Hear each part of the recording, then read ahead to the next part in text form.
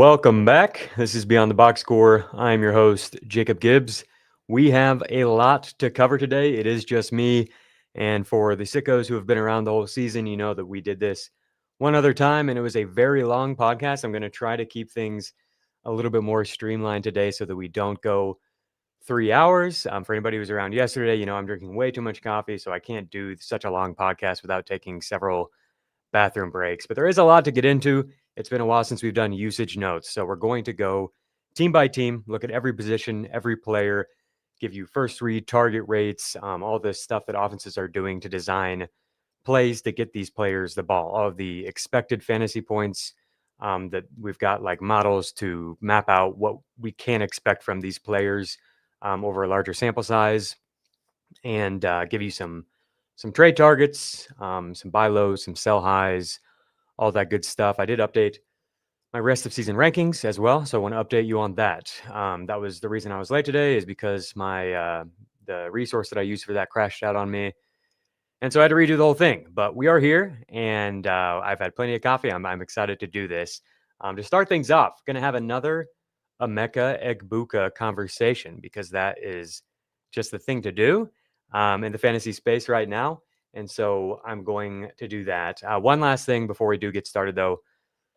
I want to let you guys know that I'm not able to really keep up with the chat super well when I'm doing this solo, but I've got producer Aaron here with me to help out. And so around the 30-minute mark of this podcast, I'm going to take an opportunity to answer some of the questions that Aaron has caught from y'all in the chat. So be sure to send in any questions you have.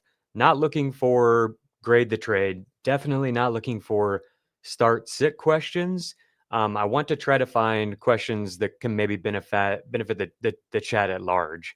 So like the Egbuka conversation we're about to have, that type of thing. Like, what's something that I can break down for you in more detail that will maybe help everybody get a better idea about a player, team, situation, coaching, whatever.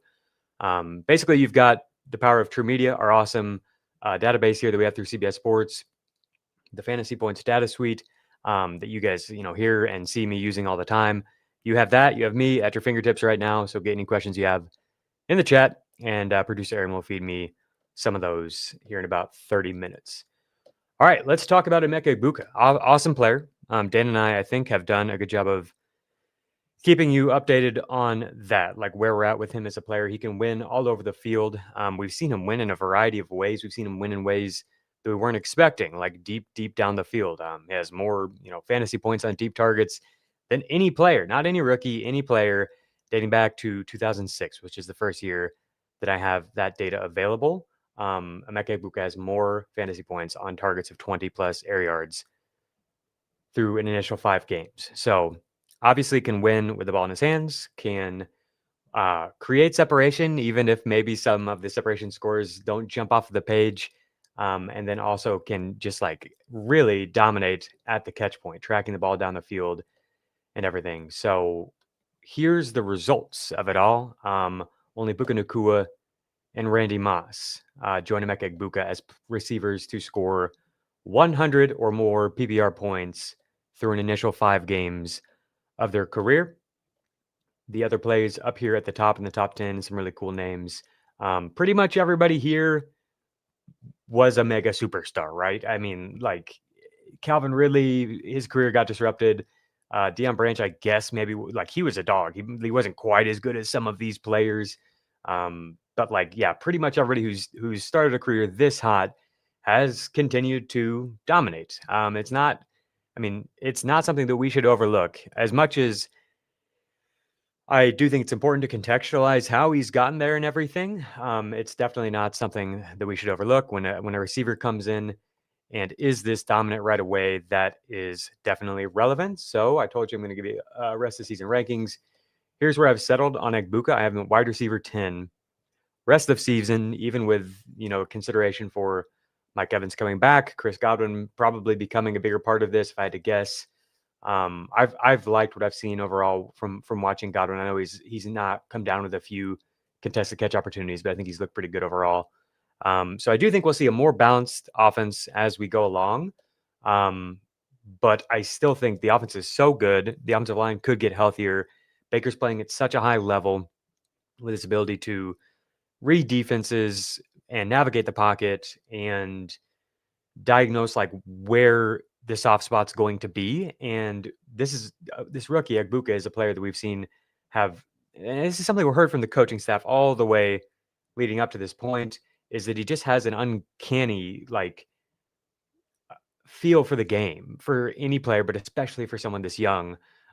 So where I'm at with Egbuka is like the target rates and all of that could probably like only increase. I don't want to say only, but like could definitely increase. Um, he's been this good even with, target numbers that don't necessarily support it. If you look at, Puka Nakua and Jackson Smith and Jigba and the other players that are up at the very top of fantasy scoring, Roma Dunze, they're players who have, 20, 30% of the team's targets. They're at the very top of the league in first read target rate. All the stuff that we're going to get into today, you'll notice that Egbuka is not quite in that range. And so like maybe there's reason to be a little concerned about what it will look like when everything comes back.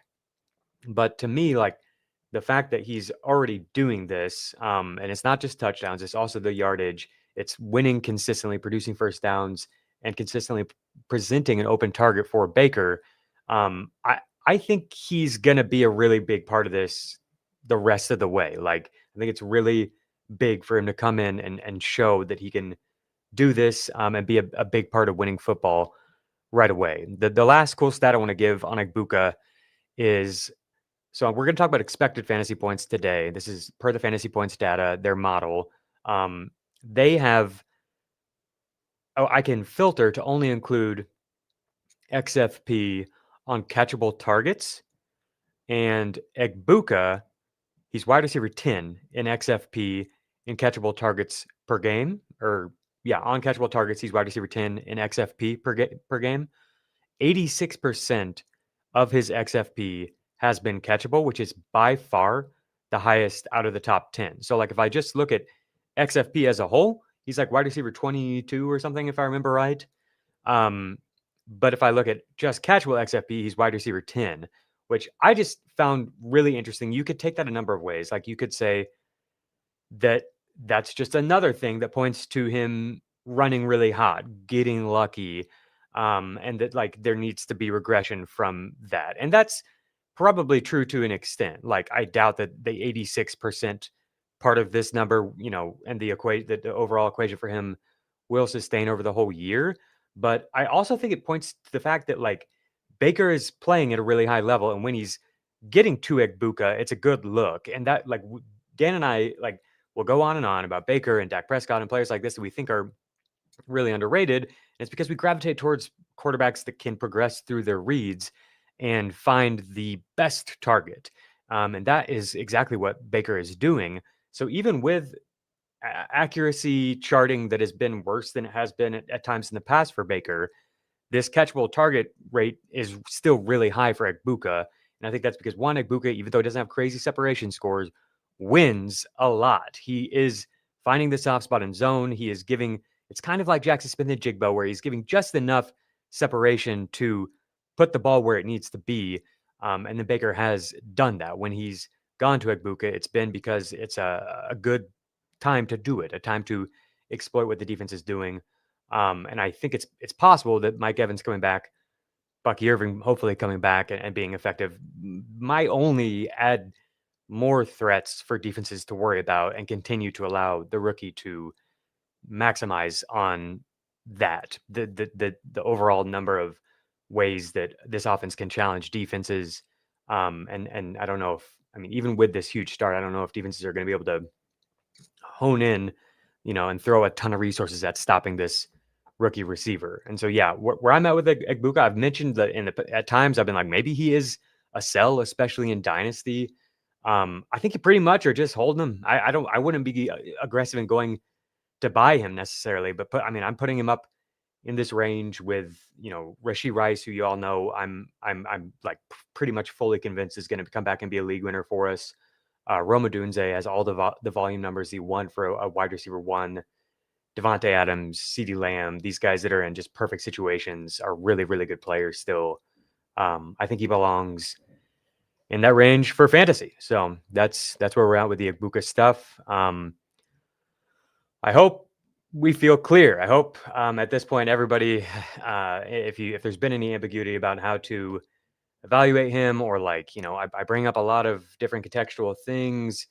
I hope that we now have like a complete picture of where he's at in the fantasy space. Okay.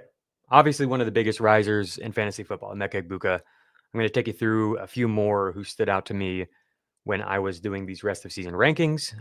So number one, even above Egbuka, number one in my heart. I don't know if he's not above Egbuka in actual value, but like, who has seen their value rise the most over the past week or two? It's got to be Bill Croskey-Merritt, right? Like, I don't know if there's going to be many players who have seen a bigger value spike than Bill Croskey-Merritt. In Dynasty, what do you do with him? Like, he's a 7th round pick, day 3 guy. Like, you don't want to overreact. He's gonna. I think he turns 25 this season, if I remember right. Maybe he's in the spring. We had a bunch of really old running backs coming this year, but he's an older running back.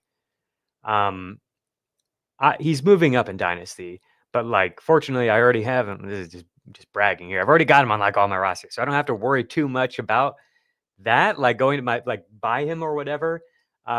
But for redraft, like, I am just totally content being aggressive and moving him up. I think they're going to continue to give him more opportunities, and the breakout is coming at such a perfect time with these next 2 matchups. I think we might just see exactly what we saw this past week, and we might continue to see more and more put on his plate. I've detailed this for the Beyond the Box Score people at length. Like, they've been building out the role. They've been giving him pass protection opportunities. They've been giving him designed screen targets, 1 in each of the past 3 weeks. And then on top of all of the role stuff, he's been fantastic. He was running back 1 in PFF grade going into this past week. Have to imagine that he still is. He's running back 1 in yards after contact per rush. Running back 1 in the percentage of his runs that have gained 5 or more yards, and it's not even close. Like, he's just creating gash play after gash play. He has the athleticism to house it. And he has the start-stop ability to just always keep defenders on their toes and get these explosive plays over and over, because the defenders have to worry about Jane Daniels. There's a lot of misdirection that's happening in this pin pole offensive infrastructure that we've got built here from Cliff Kingsbury that has multiple backs on the field at the same time and stuff. Like, they're doing a lot of things to open up running lanes, and it's making life really hard on defenses. The Commanders are number 1 in the league in rushing success rate on running back runs, even with the backfield that's been changing and adapting all season long, even with their starting quarterback out for 2 games. This run game has just been working really, really well, which is what we saw last year. I think everything is lined up for a huge year from Bill. So where do I have him? Running back 13, just behind Bucky Irving. If you need wins now, put him ahead of Bucky Irving.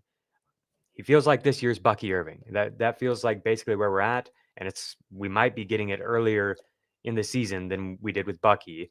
I could feel like maybe some trepidation to react this strongly to what we just saw.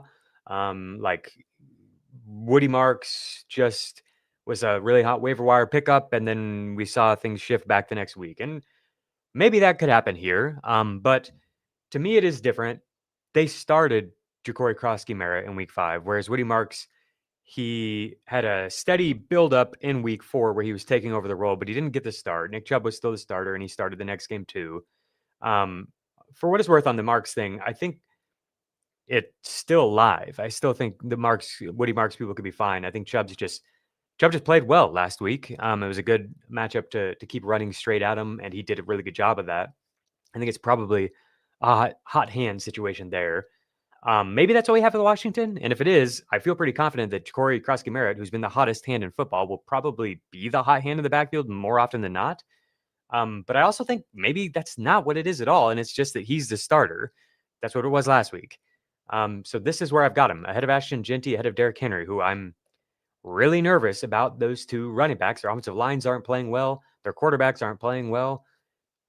It's all on them to do it. Whereas like Bill, who is by many metrics, it's hard to capture running back performance and talent isolated, but anything that tries to paints him as one of the best running backs, and he has the awesome offense. So push him as high as you want, really. Like, could he outperform Saquon Barkley rest of season? Sure. Like, that wouldn't shock me at all. There's not very much competition in the backfield, and it's a great spot. So Bill Croskey-Merritt, easily one of the biggest risers. The other guys are Javonte Williams. He just keeps pushing up. I've got him at RB9 now. On the Monday show, we compared him to like Josh Jacobs, Saquon Barkley. Who would you rather have rest of the season? I think it's a valid question. I think he's right there.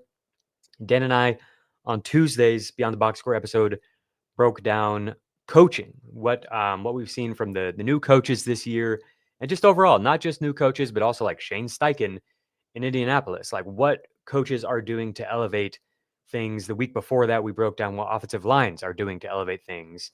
Dallas looks awesome in both regards. The offensive line is fantastic. The coaching is working so well. And when CeeDee Lamb gets back, that's just more that defenses have to worry about. It feels to me like Javonte could just crush all year. So top 10 running back pretty easily is where I have him. And then Breece Hall is the other big riser. The injury to Braylon Allen is definitely relevant. And on top of the role, hopefully, like the role change, we didn't see a significant role change last week, but I think it could happen because the backfield went from 3 to 2 guys. On top of that, Breece is just playing really, really well. He looks much, much better on film, and the analytics back it up than he did last year. And, the year before that, we saw how good this guy could be for fantasy. All right, we're going to take our first break. I'm going to get a drink, and I'll come back and give you some more fantasy risers and followers. You can always count on Sundays with the NFL on CBS and Paramount Plus. So even if you can't count on accurate expiration dates, that is a rookie mistake, or people appreciating your fashion sense, Jim, the crowd is not on board here. You can always count on Sundays with the NFL on CBS, streaming on Paramount Plus. Glad we wear our good jerseys. Yeah. All right, biggest risers. Wrapping up here with a few more receivers. Rashee Rice is at wide receiver 6. I think this is basically where he will be on a per game basis. I would actually probably put him above London and Jefferson. All it's going to take is like 1 week confirmation that he is playing the exact role that he has and that he probably will. The Chiefs offense looks great. The Chiefs offense looks better than I would have expected going into the year. And going into the year, he would have been right in this range. So, like, yeah, I feel really good about the line. The rookie left tackle is playing really well. And Tyquan Thornton has emerged as a deep threat.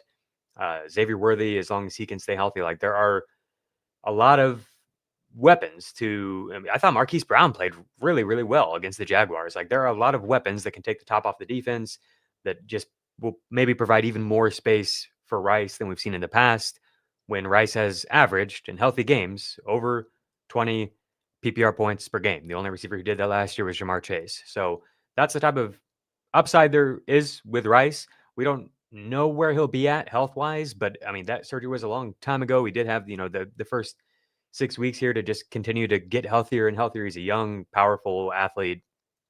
My bet is that Rashee Rice is going to come back and crush. And whenever I put him as a sell, which I've been doing a buy the whole way here, people push back on that, but it's like he is getting traded. He was one of the most traded receivers last week, according to CBS data. He was one of the most traded wide receivers in CBS leagues.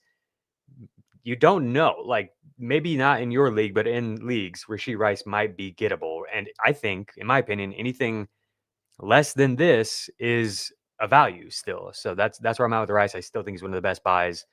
The other risers are Jaylen Waddle, up to wide receiver 18, actually below consensus. Okay, so that's good to know. I do worry a little bit about his health, which is always a scare, and I worry about the offense just kind of falling apart, which is why I've been a little bit hesitant to move him up super aggressively. But he did see a big rise in his value from the last time we did this.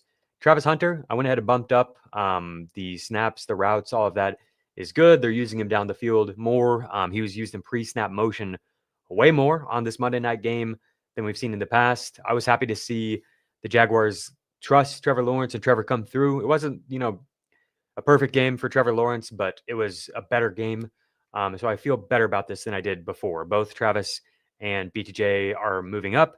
I think that this offense is one of the 8 best offensive environments for fantasy, is basically where I'm at with it. I trust Liam Cohen. It basically all comes down to Trevor. But I don't think Trevor will play significantly worse than he has so far. And I do think, like, for some of the reasons Dan and I got into yesterday, we could see more passing in this offense. So that leads me to think that both these guys are a little bit undervalued right now. The last one, Jalen Coker. It's been time. It's definitely time to get Jalen Coker back on your radar.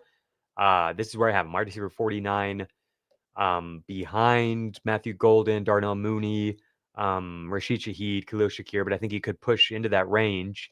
And he's just ahead of Josh Downs, Romeo Doubs, Troy Franklin, Alec Iomanner, some of these rookie stashes, Isaac Tesla. Maybe we'll see more of him this week.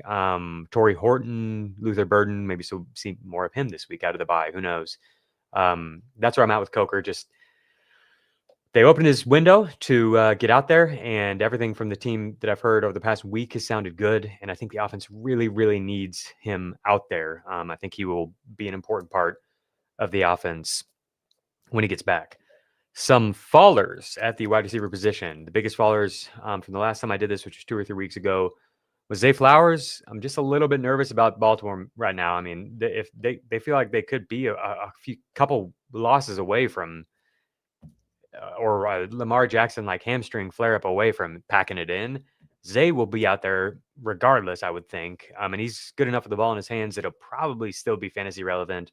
But I mean, if he's not playing with Lamar, he drops into, this range of DJ Moores and Jacoby Myers and people like that. So a little bit nervous about him. And I was really high. Dan and I were really high on Flowers because of everything we'd seen. There's still upside for him to be one of the best fantasy receivers. I think I had him in the top 15 or maybe even top 12 based off the year-over-year improvement that we've seen from him. And then also the underlying volume numbers. They were really funneling things through him even more than we've seen in the past. So if I've got Zay, I'm just holding where I have Zay and hoping for the best, but knowing that we absolutely might not get the best. AJ Brown is falling. I don't want to overreact with him. He's a really good player on a team that is probably going to have something to play for down the stretch, and has shown some signals lately of wanting to go a little more pass heavy, or at least being willing to go more pass heavy. So even this feels low to have him at wide receiver 21 rest of season. We've seen, last year on a really run heavy offense that he was wide receiver 15 in fantasy points per game, but different coordinator now. The offense is struggling. Devontae Smith is a stud. Get Dallas Goedert's healthy. AJ Brown looks kind of disinterested. So yeah, I don't really know what to do with him. And I would rather have all these players that I have above him. And I don't think we're way off from having somebody like Ladd McConkey above him. I know it's been frustrating for McConkey too, but man, he looked so good last week, right? Like he's looked good all along the way. He had a rough week 4. He had the return touchdown called back last week where he's jumping over the guy. Like he's just such a freaking talented player. Him and Keenan Allen are the two. This is the next guy I was going to mention was Quentin Johnson. Him and Keenan Allen are the two that I'm like more confident in surviving the Joe Alt absence because they do get more slot work and they do get more short targets, more catch and run opportunities. They get some catch and run stuff for QJ for sure, but his ADOT is higher than the other two. So he's one of the biggest fallers too. Consensus has him at wide receiver 21 still. I would take Michael Pittman, T. Higgins, Mike Evans, Jordan Addison, Chris Olave, Marvin Harrison Jr., McConkey, Xavier Worthy above him. And honestly, like if you need to win right now, like I would be fine with Stephon Diggs above him. I am pretty nervous about being able to take the time needed to get downfield targets for him. And that's kind of the role he's playing, is the X receiver in this offense. Jameson Williams is the other one. I almost moved Jameson Williams down to a ghastly range here. He's at wide receiver 39, but I don't know if he belongs there above DJ Moore, Jacoby Myers, like Ricky Pearsall. I don't. Is he really that much different than Matthew Golden? Like we've seen it at least in the NFL. And I think his passing offense is going to probably produce a decent bit more than Green Bay's. That's why I have him here. But like he's just not involved in the target distribution very much at all. It's really hard to support having in this range. Like I almost moved him down into this like Troy Franklin kind of range. Like it's tough. It's tough with JMO. He's another one where I guess you could maybe sell him on name value, but I think you basically just have to hold and hope that things get better.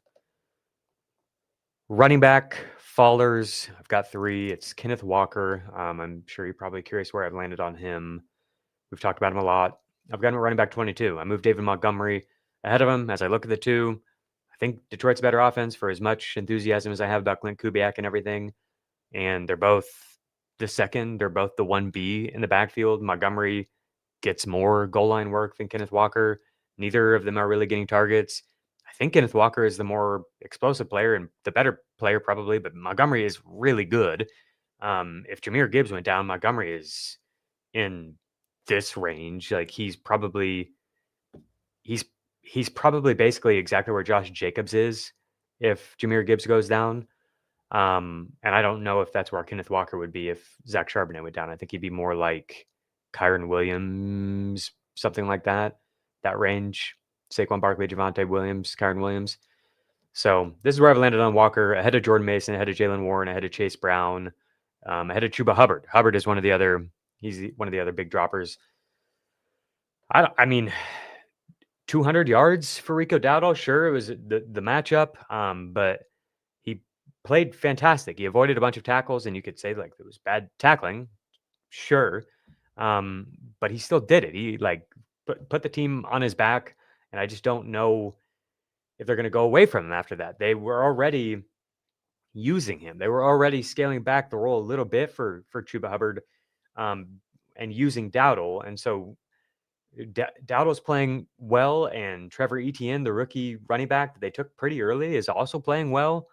I don't know. I don't know with Hubbard. That's basically where I've ranked him, is in the I don't know range. He's above RJ Harvey and Travion Henderson and Zach Charbonnet, because I think it's more likely that you get startable weeks from Hubbard than those guys, but it's only marginally more likely.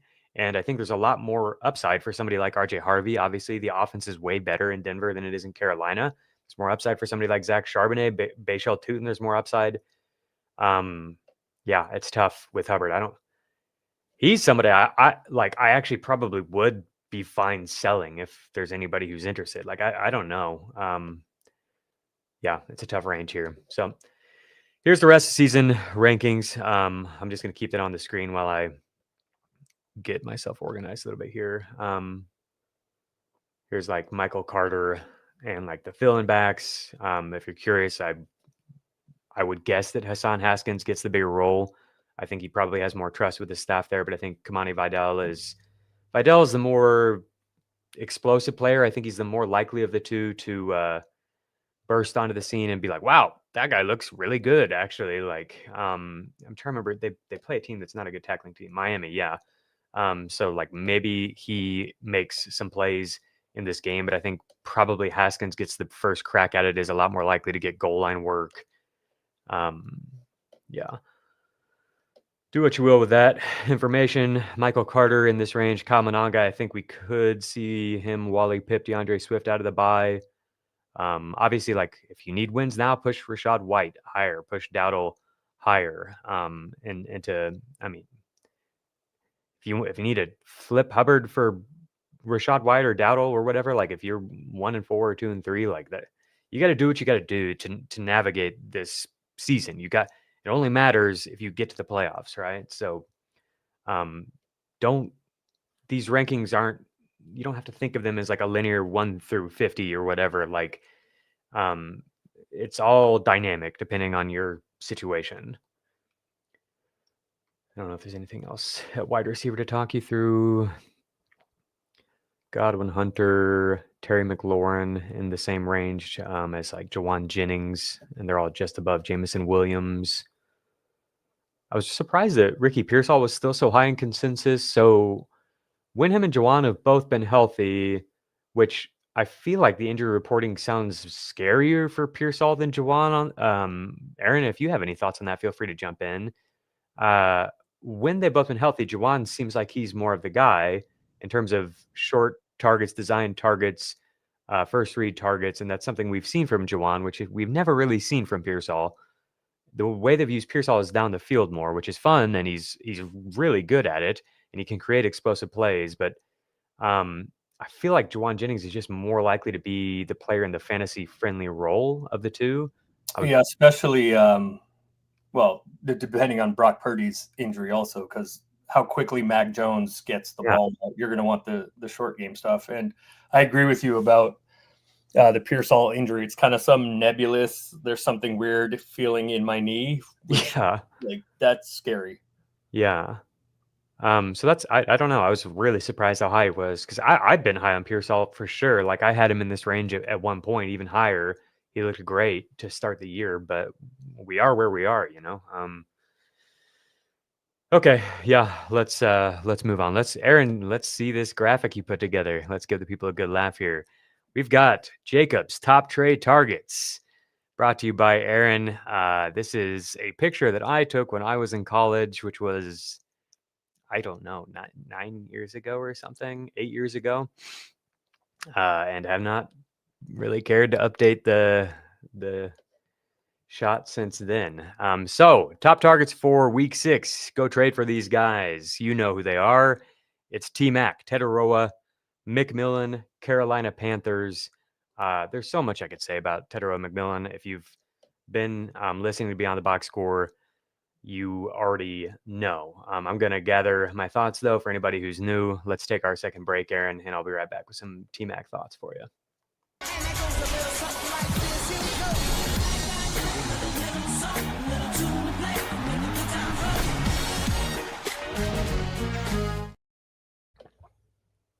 All right, so McMillan, obviously as a player, is awesome. Just watch him at all, and it's like, wow, this guy can do everything. He can win in every way, basically. He doesn't have 4.3 speed, but he definitely has been able to create some vertical separation right away. In addition, and that's like the weak part of his game, in addition to everything else that he does really well. And still, people are frustrated with him in fantasy because he hasn't scored any touchdowns. Bryce Young hasn't played well. The offense hasn't played well. So I think you can get him for much cheaper than you should be able to. I had him as a borderline top 10 rest of season receiver, and I think that he is gettable basically in any league if that's how you value him. And I don't think you'll have to value him that way in most leagues. So even with a start that many feel is underwhelming, Tetaroa McMillan is 19th in receiving yards through an initial 5 career games at the wide receiver position dating back to 1990, sitting right between Julio Jones and Andre Johnson. He's accounted for 35% of the offense's receiving yards, which is tied with Emeka Egbuka. During that same group of players dating back to 1990, that's wide receiver 9. In the same vicinity as AJ Green, league neighbors, Brian Thomas Jr. And I think those two are really important to bring up because their offenses were terrible last year. They didn't have good quarterback play. They didn't have good offensive line play. They didn't have a run game that threatened defenses, but they were really good for fantasy. And so that's where I'm at with T-Mac. I know the offenses sucked, but I think that's baked into the price. And so I just think you got to go get him anywhere you don't have him. I've got him. Okay, wide receiver 13 is where I had him. That's behind Garrett Wilson, behind Egbuka, behind CeeDee Lamb, Devontae Adams, Rome Odunze, Jamar Chase, but ahead of Nico Collins, who we talked about yesterday. We'll talk about all these guys as we go through the team by team. Ahead of George Pickens, who's crushed. Ahead of Cortland Sutton, who's just dependable, stud. Ahead of Brian Thomas Jr., Jaylen Waddle, Deebo Samuel. By T-Mac. I think it's pretty simple. And the matchup this week is great. So this literally might be the last chance you get. This could be the game. Buy Bill. Real simple. If you can buy Bill, I think you should buy Bill. Buy Breece Hall. You saw where I had him in the rest of season rankings. The Jets have only been playing with a lead for 18% Their offensive plays, last year, there were only 2 teams that were below 20%. They were the Giants and the Browns. I don't think the Jets are that bad. They've not played well. The defense has particularly not played well, but I don't think they're that bad. I think we're going to see better game scripts for Hall. The offensive line has a lot of talent, has potential to be good. I like the run scheme and everything the coaching is doing. And I think, Hall is a really, really talented player. So if you can buy him at his production, which is, running back 20 or whatever, I think that's an easy win. Buy Drake London, already had his bye week. So it's just hopefully smooth sailing from here. But even if it's not smooth sailing, we've seen him, navigate some pretty tumultuous seas over the years and still be decent for fantasy. Last year, it's not like the quarterback play was great, and he was still pretty good for fantasy. And I think he's just continued to elevate his game. And there's potential that Penix plays better out of the bye, that they diagnose some of the things that have and haven't been working, that the offense finds a better rhythm and is able to continue to adjust and compensate for the loss of McGarry on the right side. It really hasn't been bad so far either. Like even with missing like half of a game, Drake London is wide receiver 10 in catchable air yards, or not catchable air yards, catchable expected fantasy points per game. So I think he's top 5, top 8 fantasy receiver rest of the way. And if you can get for any cheaper than that, do it. Chris Olave, he's freaking wide receiver 2 in expected fantasy points. And I know it's annoying to see, 40, 50 yards every single week. But Spencer Rattler has played surprisingly well. Like he literally was charted with 0 off-target throws last week. It was against the Giants defense, which is kind of a joke right now. But still, he's doing it. He's doing totally fine. It's a much more functional pass game and offensive environment than I think anybody could have predicted. So I think Chris Olave, who's like clearly the wide receiver 1 for this team, Kellen Moore, the offensive coordinator, is using him in a lot of creative ways in pre-snap motion, doing things to get the ball in his hands. I think we'll see some of these close misses turn into big plays, and we'll start to see some more yardage and even maybe touchdowns if we get lucky. So this is probably if I had to guess, this is probably the cheapest you'll be able to buy Chris Olave all year. A few more buys. Get this face off the screen, Aaron. These are players who, if you are 4-1, 5-0, or even 3-2 and just feeling real strong, I think that you should prioritize these buys. It's George Kittle, Bucky Irving, Amari and Hampton. The role was great for Hampton. I know we're worried about the offensive line, but his return hopefully will align with Joe Alt's return, and we'll see him just be really good down the stretch. Trey Benson, if you can wait on these players, this is probably the cheapest you'll be able to get these players all year. Travis Hunter and Jalen Coker, I would put in that range as well. Basically any of the Bucks. We talked about Baker on the Monday show. Is he top 5? He's in that range. He really is. I see him for fantasy basically the same way that I see Patrick Mahomes and Drake May. So Baker, Bucky, Chris Godwin, Egbuka, if you can get him if somebody thinks they're selling high or whatever. Mike Evans, if you trust his hamstrings, like I really like the matchups for the Bucks at the end of the year and the defense and everything that's like setting up here for this just to be a bunch of shootouts and a really fantasy friendly environment. A few buys for teams who are on the opposite end of that. Maybe had a rough start. There've been a lot of injuries and everything. No judgment if you've had a rough start. Deebo Samuel, I think, is just going to keep crushing. I think he was wide receiver 1 in expected fantasy points this past week. The role was great. We're going to go into a little more detail on that. I would definitely go buy Deebo Samuel right now, and he's somebody who can help you, and maybe you can get him. Maybe somebody thinks they're selling high or whatever. I think he could just keep crushing. I think I have him at wide receiver 4 for week 6. So yeah, buy Deebo, buy Stephon Diggs. I have him at wide receiver 12 or 13, something like that for week 6. I think the mind meld with him and Drake May is forming. He's a clear wide receiver 1, and he seems to have a little bit of juice left. So buy Diggs if you need wins right now. Buy Javonte Williams. Buy Jake Ferguson if you need wins right now. Go get them. Don't mess around. Don't get too cute trying to thread the needle. Go get yourself some help if you need it. Okay, let's talk about XFP, expected fantasy points. Per the fantasy points That is sweet. Shout out to our friends over there. I'm going to share my screen here and show you the leaderboard at running back in XFP through 5 weeks, as well as in week 5. So in week 5, XFP leaders. This takes into account where all of these opportunities came, and gives you a number in terms of what you might expect if you simulated the same usage over 1,000 games or whatever. Jonathan Taylor, running back 1, just a perfect situation for him, and he's crushing. Christian McCaffrey, running back 2. Kyron Williams, running back 3. Rico Dowdle, running back 4. Michael Carter, running back 5. And like I've talked about on this podcast, I think that role actually could increase depending on what happens with the DeMarcado situation. Devon Achane, Ashton Genty, love to see 6 targets for Ashton Genty, 17% target share. Route rate here is only 32%, but that's because he chilled in the second half because it was a embarrassing blowout loss. In the first half, he was out there for basically every snap.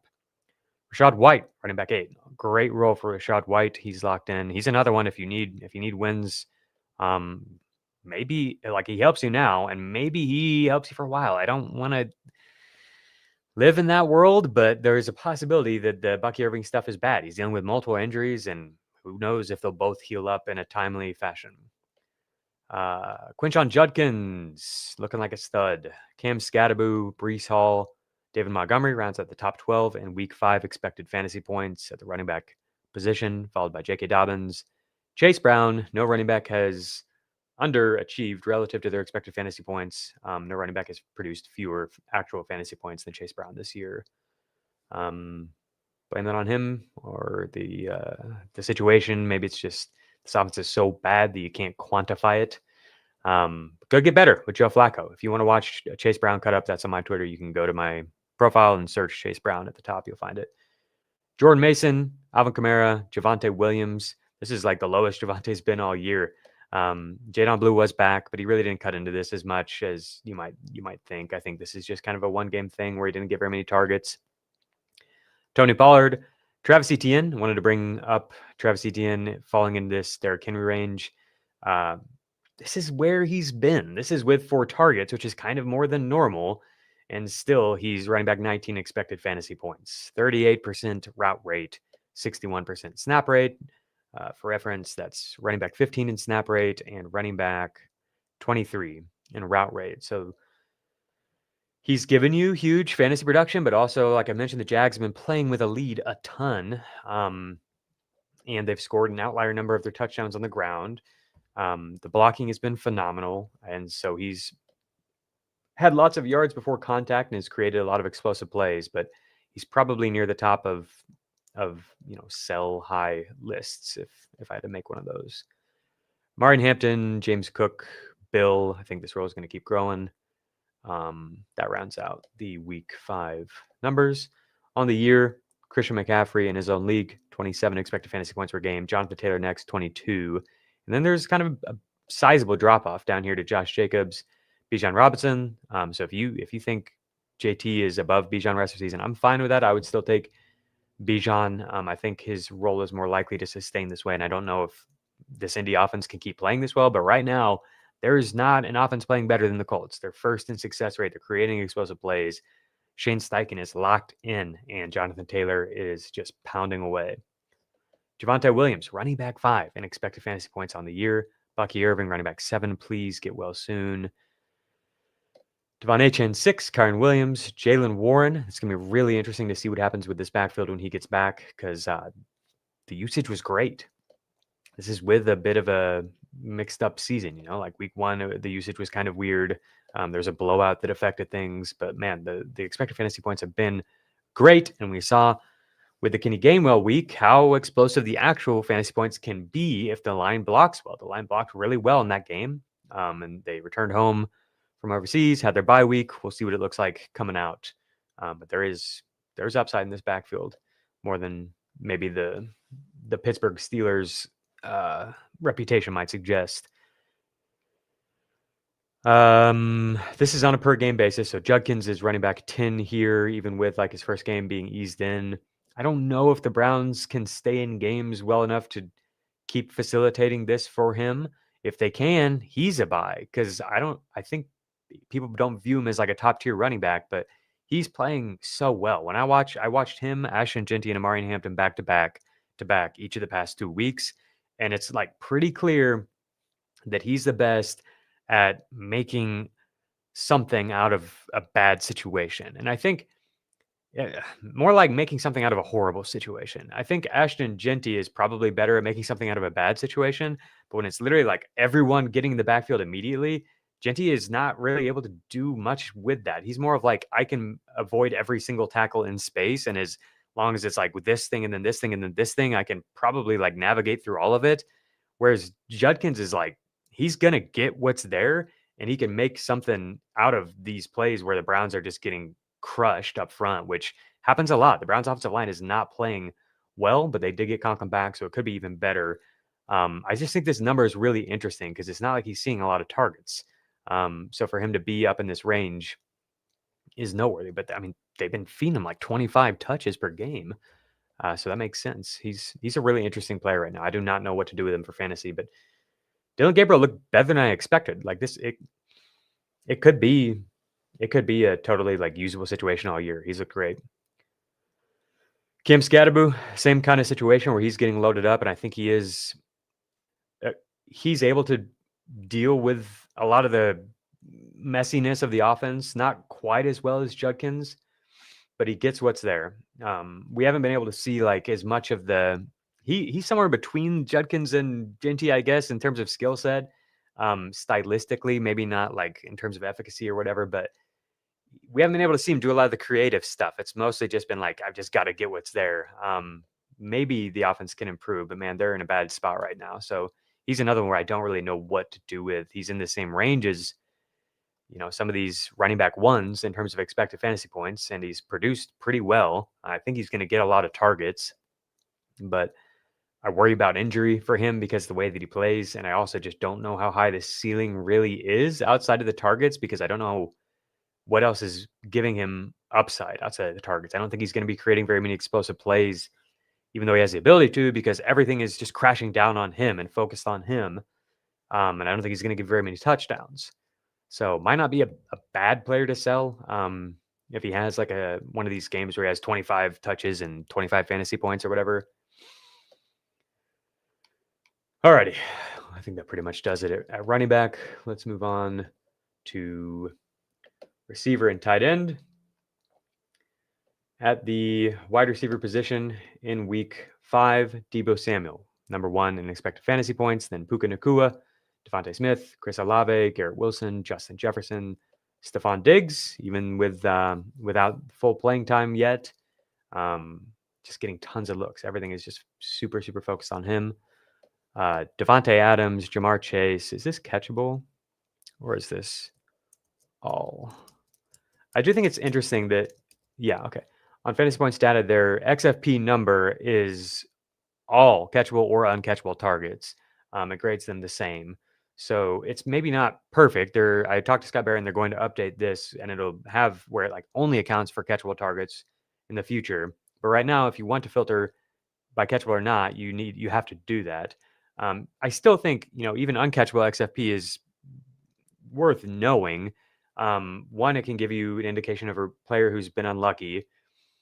And 2, like that overall number that includes both catchable and uncatchable could lead to more catchable in the future, right? Like just because a quarterback missed once doesn't mean he's always going to miss. Just because, a receiver faced an awesome defensive back that made a really good play and made the play not catchable, it won't always be that way.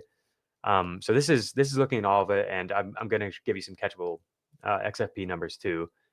So anyway, Devontae Adams at 8, Jamar Chase at 9, Cortland Sutton at 10. This is week 5 alone. Calvin Ridley at 11. This is, I think, got to be the highest he's been all year. Kendrick Bourne at 12. Xavier Worthy at 13. Jaylen Waddle at 14. Jackson Smith and Jigba. Brian Thomas at 22. They're still giving him looks, and he hasn't made any mistakes lately. I think we might be fine with BTJ. Oh yeah, let me give you tight ends real quick. Jake Ferguson near the top every single week. Jake Tonjes, number 1 last week, followed by Dallas Goedert. Theo Johnson, number 3 in XFP last week, had 3 end zone targets. Jake Ferguson is number 4. Let me give you a cleaner look here at some of these other stats. So you see you've got like slot rate, out wide rate, inline tight end rate, and then like Theo Johnson spent some time in the backfield, like Harold Fannin you'll find in the backfield a lot. Here he is. Fannin was only tight end 22 in XFP this past week.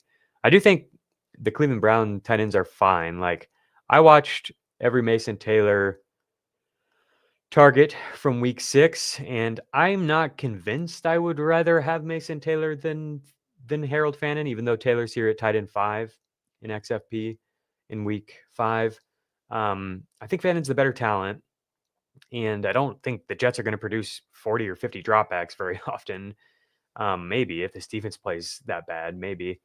But it feels like the Browns are doing a lot to get Fannin the ball. He was used in pre-snap motion more this week than he has in any other games. And like, I think it makes sense that we saw it with Njoku, who had the big game. I think it makes sense that with the young quarterback in that, quarterback's best friends here will emerge at tight end and be an important part of the offense. Whereas they had trouble getting the ball to the receivers as much. They move Fannin around so much. You can see this is more balanced than basically any tight end. I don't know if he has quite as much upside as some of these players.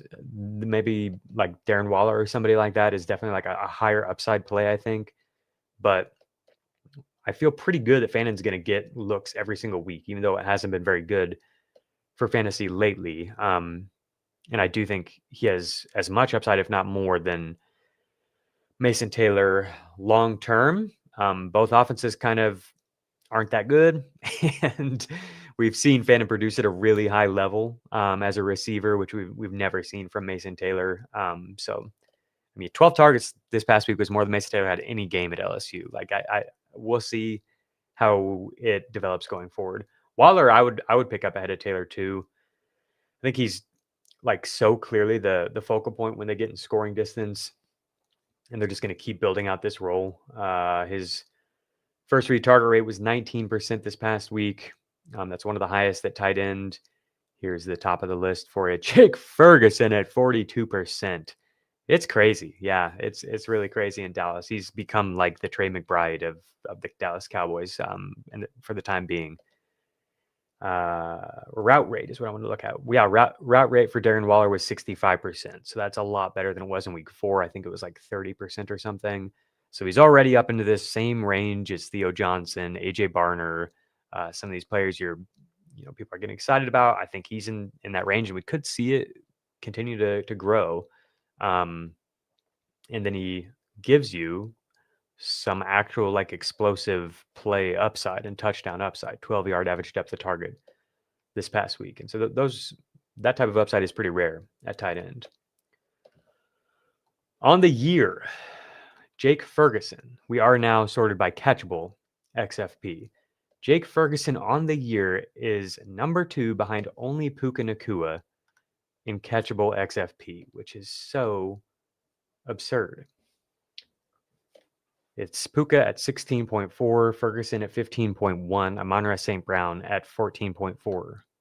Ferguson is also tied with Puka Nacua for the most pre-snap motion targets when he, being targeted as the player in motion before the snap.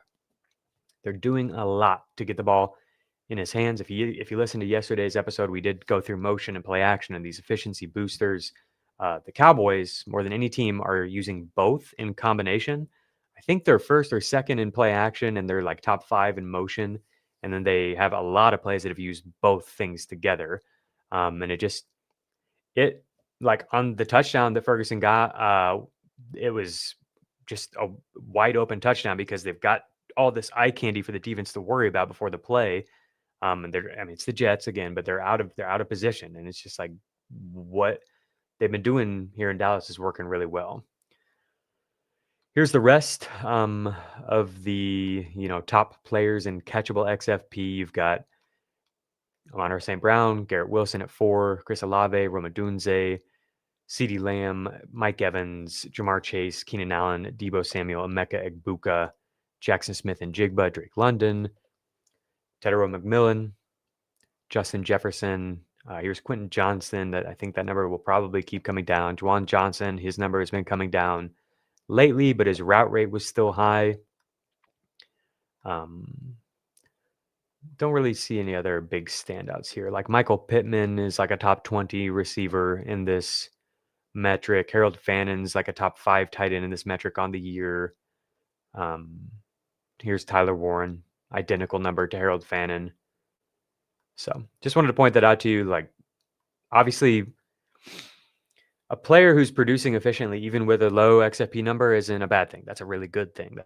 That maybe the XFP number grows, and even if it doesn't, that just shows that like you've got a good player, So that XFP isn't by any means the end all be all, but I do think it's an important thing to know, and not one that maybe you have readily available for you. Okay, let's do some listener questions. Aaron, do you have anything from the chat here? Anything they're curious about? I do. Well, yeah, I'll throw a few up here. Let's get them up.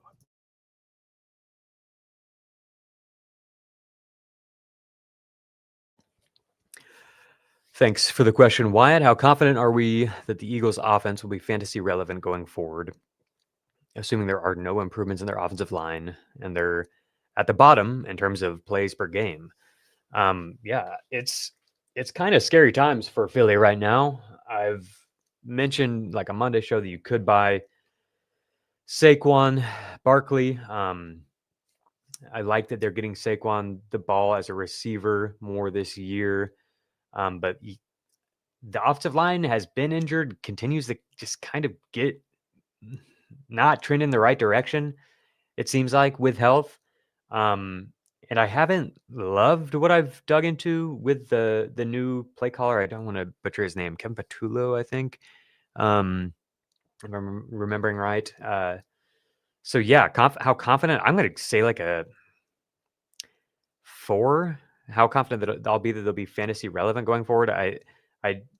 You saw me like be cautious in moving AJ Brown down too far, and that's because we know what this offense can do. Like, people like to make fun of Hurts and everything.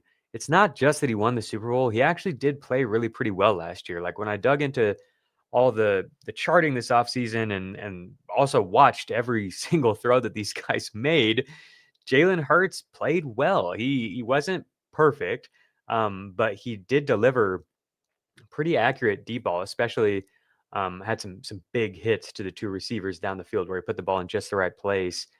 And so that's the offense. Like, we know that the skill position players are all so legit that it could come together. Yeah, I'm going to say like a 4, or to honor Dan here, we'll go 3.6, give you an exact number. Because the offensive line is so important. That's why we focus on it so much, is like the first 2 things we're focusing on are offensive line and coaching, and then we're going to get to quarterback as like the infrastructural pieces. So far, they're kind of like over 2. And I don't know if Hurts is good enough to be the thing that like elevates an over 2 team. So yeah, I don't feel great about it. From Aiden, what is the outlook for Travion Henderson rest of season, and how can that affect teams who are contending now versus just trying to string together wins week by week? What could possible trades look like as well? Yeah, good question. Travion is a tough one. So he's tough because, this sentiment, I think, is where a lot of people are at, is like, well, if I need wins, can I get something better? Isn't it possible that he could play well right now? Like, they've got the Saints and then they've got the Titans next week, and the backfield's down to 2, and we've seen them be willing to give him, 60% snap rates. Let me think of some targets who will help you right now that are realistic you can get for him. Because like, even though they played him, when they've had to play him, they've gone more pass heavy rather than be like, okay, well, he's the running back now, we'll give him what Ramondre was getting. He had his most touches in a game is 14 in that Pittsburgh game where everybody fumbled every single time they touched the ball. Last week he had 8 touches, and so it's like it seems like they don't want to give him the ball that much. So yeah, maybe he doesn't help you even with the good matchups now. I guess you could trade him for ETN or something like that. If you could like trade Henderson and something else for ETN or Dobbins, like I have those guys ahead of him rest of season, even though I prefer Henderson.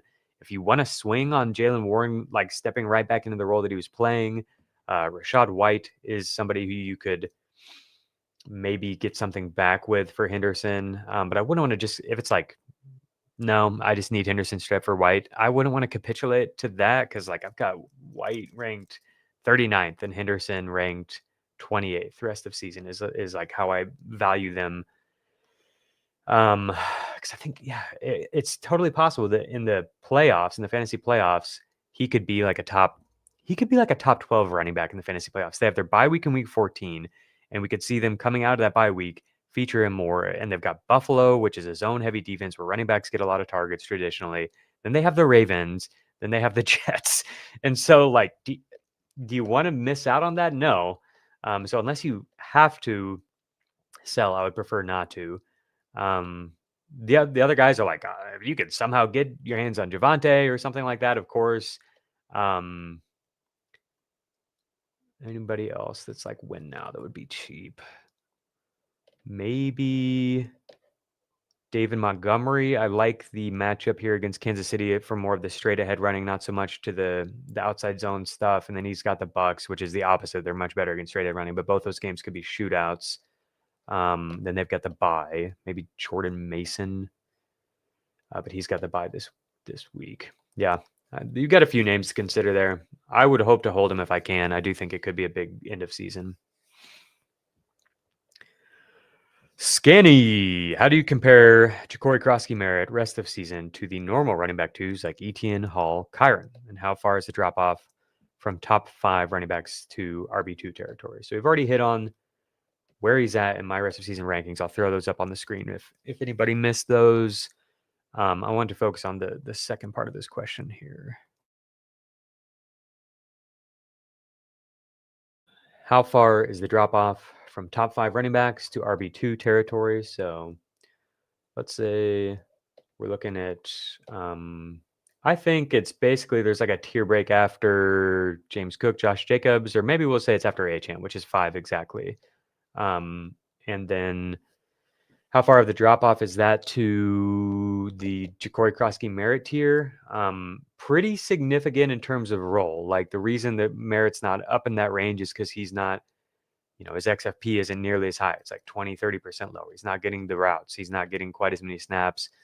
He has other pieces of his backfield to contend with. He's got a quarterback who could, be the guy who takes touchdowns in the red zone. Most of these guys don't have very many things to worry about. They're pretty much just locked in. So I'm going to say it's like a 20 to 30% drop from like here to here. It is a pretty significant drop in my mind. These players are really, really, really valuable. They're some of the most valuable players in fantasy. So like to go from Jakory Croskey-Merritt to them, you're probably needing to turn, when I say 30%, that means like maybe not like 2 of these types of players, like, but maybe, sorry, I always alienate the audio audience. Maybe not 2 Jakory Croskey-Merritts equals 1 Jahmyr Gibbs. That would be like 50% or 100%, I guess. Maybe like Jakory Croskey-Merritt plus Dobbins or Hampton, depending on what the team wants. Like that's basically where I'm at with the difference here. I think these players are just the most valuable players in fantasy, obviously. But Jakory Croskey-Merritt legitimately could get there. I said he like is basically this year's Bucky. That's where Bucky ascended to by the end of the year.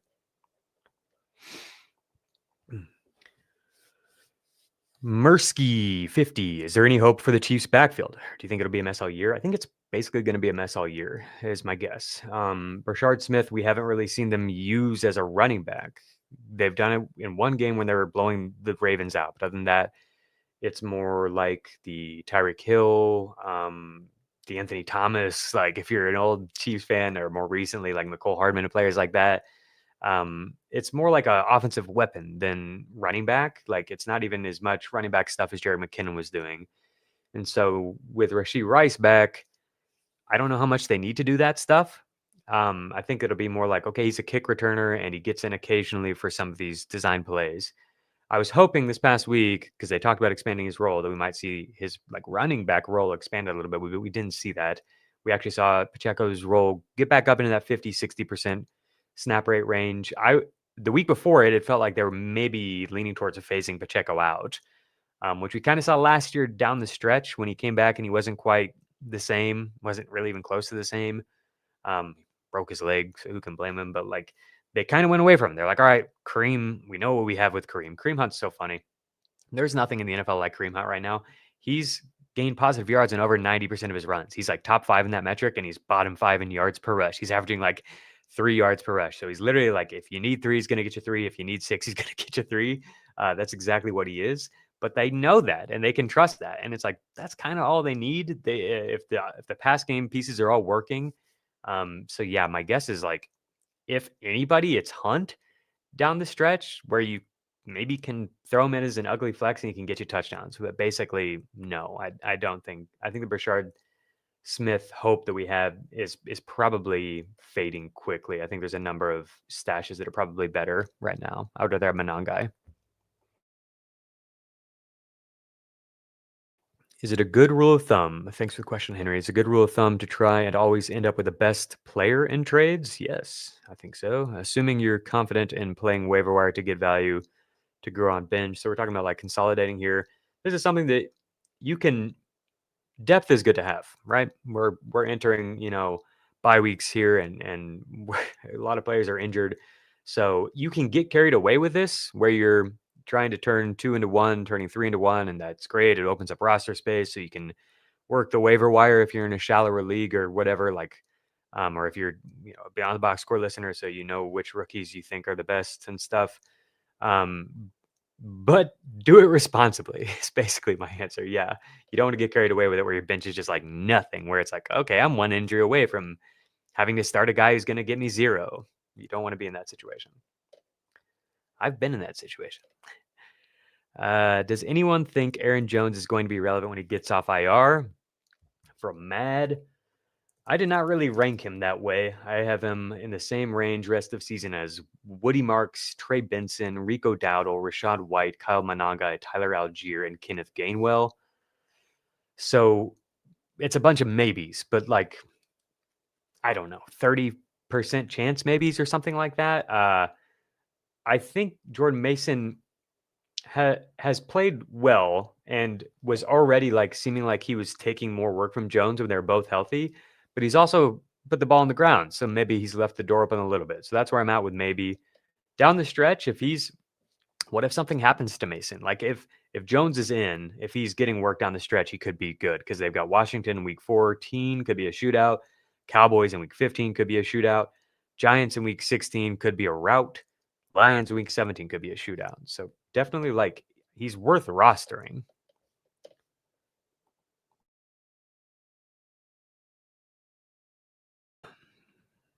Aaron Johnson, what do we expect from Mike Evans once he gets back now that Egbuka and Godwin are getting healthier by the week? I expect him to be Mike Evans. He's a stud. He's a really important player, like one of the most important offensive players in the league, probably. And I don't think he needs a target share that's much higher than like 20%, really. You're probably going to be more prone to running into games where he gets you 5 points and stuff, but that can kind of happen at receiver. I feel pretty good about it, and I feel pretty good about the Bucs.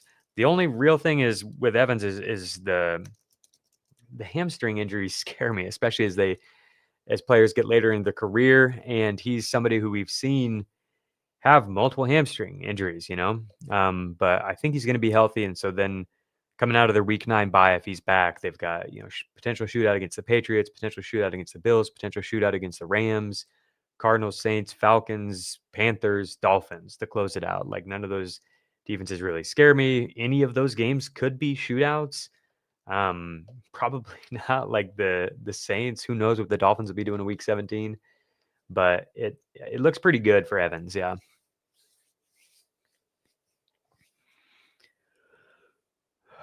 I'm ready to move on if we don't have any more, Aaron. Thank you all for putting questions in the chat. Thanks for everybody for being here. Please do like the video if you have not already done that. You ready to move on to team by team, Aaron? Let's do it. All right, let's take a break real quick, and then we'll get back with the team by team breakdown for you. This is European soccer's biggest stage. Written in the stars! What a difference she has made! The question is, can you handle it? The crowd here feels electric. Stream every match of the UEFA Women's Champions League on Paramount Plus.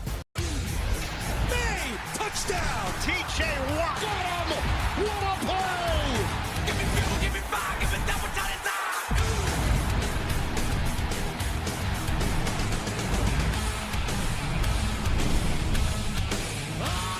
Get ready. Wait a second. I thought we were going tubing. All 3 Sonic the Hedgehog movies and Knuckles are now streaming on Paramount Plus. And everyone loves it. Every adventure. Just try to keep up. Every face-off. This ends now. And every moment that will have you saying, Where have you been? My entire life! It's showtime! All 3 Sonic the Hedgehog movies and the entire Sonic universe are now streaming on Paramount Plus. The most original musical ever is now streaming on Paramount Plus. I'm just giving the people what they want. Better Man absolutely sizzles from start to finish. Wow! Better Man now streaming on Paramount Plus. Critics agree Leadman is a hit. We roll the dice one last time. Men die. Oil companies don't. I wasn't ready to die. The wait is over. I need to know what happened. Discover the mystery everyone's been talking about. School Spirits, every episode of all seasons now streaming on Paramount Plus. Thanks for playing the spooky stuff, Aaron. Shout out Dan, afraid of the scary commercials. I mentioned the other day that I've been watching scary movies, and Dan was like, "Good for you." Like I was trying to impress somebody. He's like, "This is fun." I don't know. Sorry, dude. All right, welcome back to Beyond the Box Score. We're gonna go team by team and look at the backfields, look at the passing game breakdown for Week 5, and catch you guys up on what we're seeing around the league, first read target rates, who's running routes, who we can expect to help our fantasy teams going forward. All right, I'm going to share my screen. We're going to start with the Arizona Cardinals, and we're going to work our way through this together. We're going to win some fantasy leagues. Okay, Arizona Cardinals. We basically know what's going on with the pass catchers, right? Michael Wilson is out there doing his thing, not much. He's a good player, though. I don't want to discredit Michael Wilson, but it's Wilson. He's playing mostly in the slot here of anybody for the Cardinals. Greg Dortch missed this game, so they moved him into the slot a little bit more. The only 2 relevant guys really are McBride and Harrison. I don't think you need to be worried about McBride. Like, nothing has really dropped off with his role. 30% first read target rate in Week 5 for Trey McBride. Has by far the highest first read target rate of any tight end on the year. So I don't, well, other than Jake Ferguson, of course, who's the new Trey McBride. But he's a great player. Dan brings up that he can't score touchdowns. I just don't really know why that would be the case. I know it hasn't been so far. But man, the touchdown catch that he had was like, that guy's great. Like, let's do more of that. We'll see on that. But even without the touchdowns, we know who he is. He's great for fantasy. And if we do get the touchdowns, could be really cool. The backfield is probably more relevant here. And in terms of the passing numbers, it was a 46% route rate for Michael Carter and a 60% snap rate for Michael Carter, 18 rushes to Michael Carter, 5 targets to Michael Carter. I think Michael Carter is pretty much like locked in as a pretty important fantasy piece for the time being. We don't know how things will go with Trey Benson, it was a meniscus issue, I think. So like that is a little bit worrisome. They said, I think 4 to 6 weeks.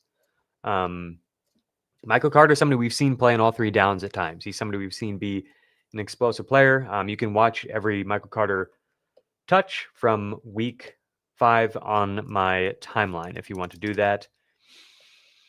He wasn't efficient, but I don't know if I'm ready to really blame it on him. There just wasn't a whole lot there. There were 1 or 2 runs where it's like, come on, man, get through there. You know, like he's a pretty like patient and elusive guy. He's looking to bounce around and kind of make guys miss and stuff and try to poke a lane open.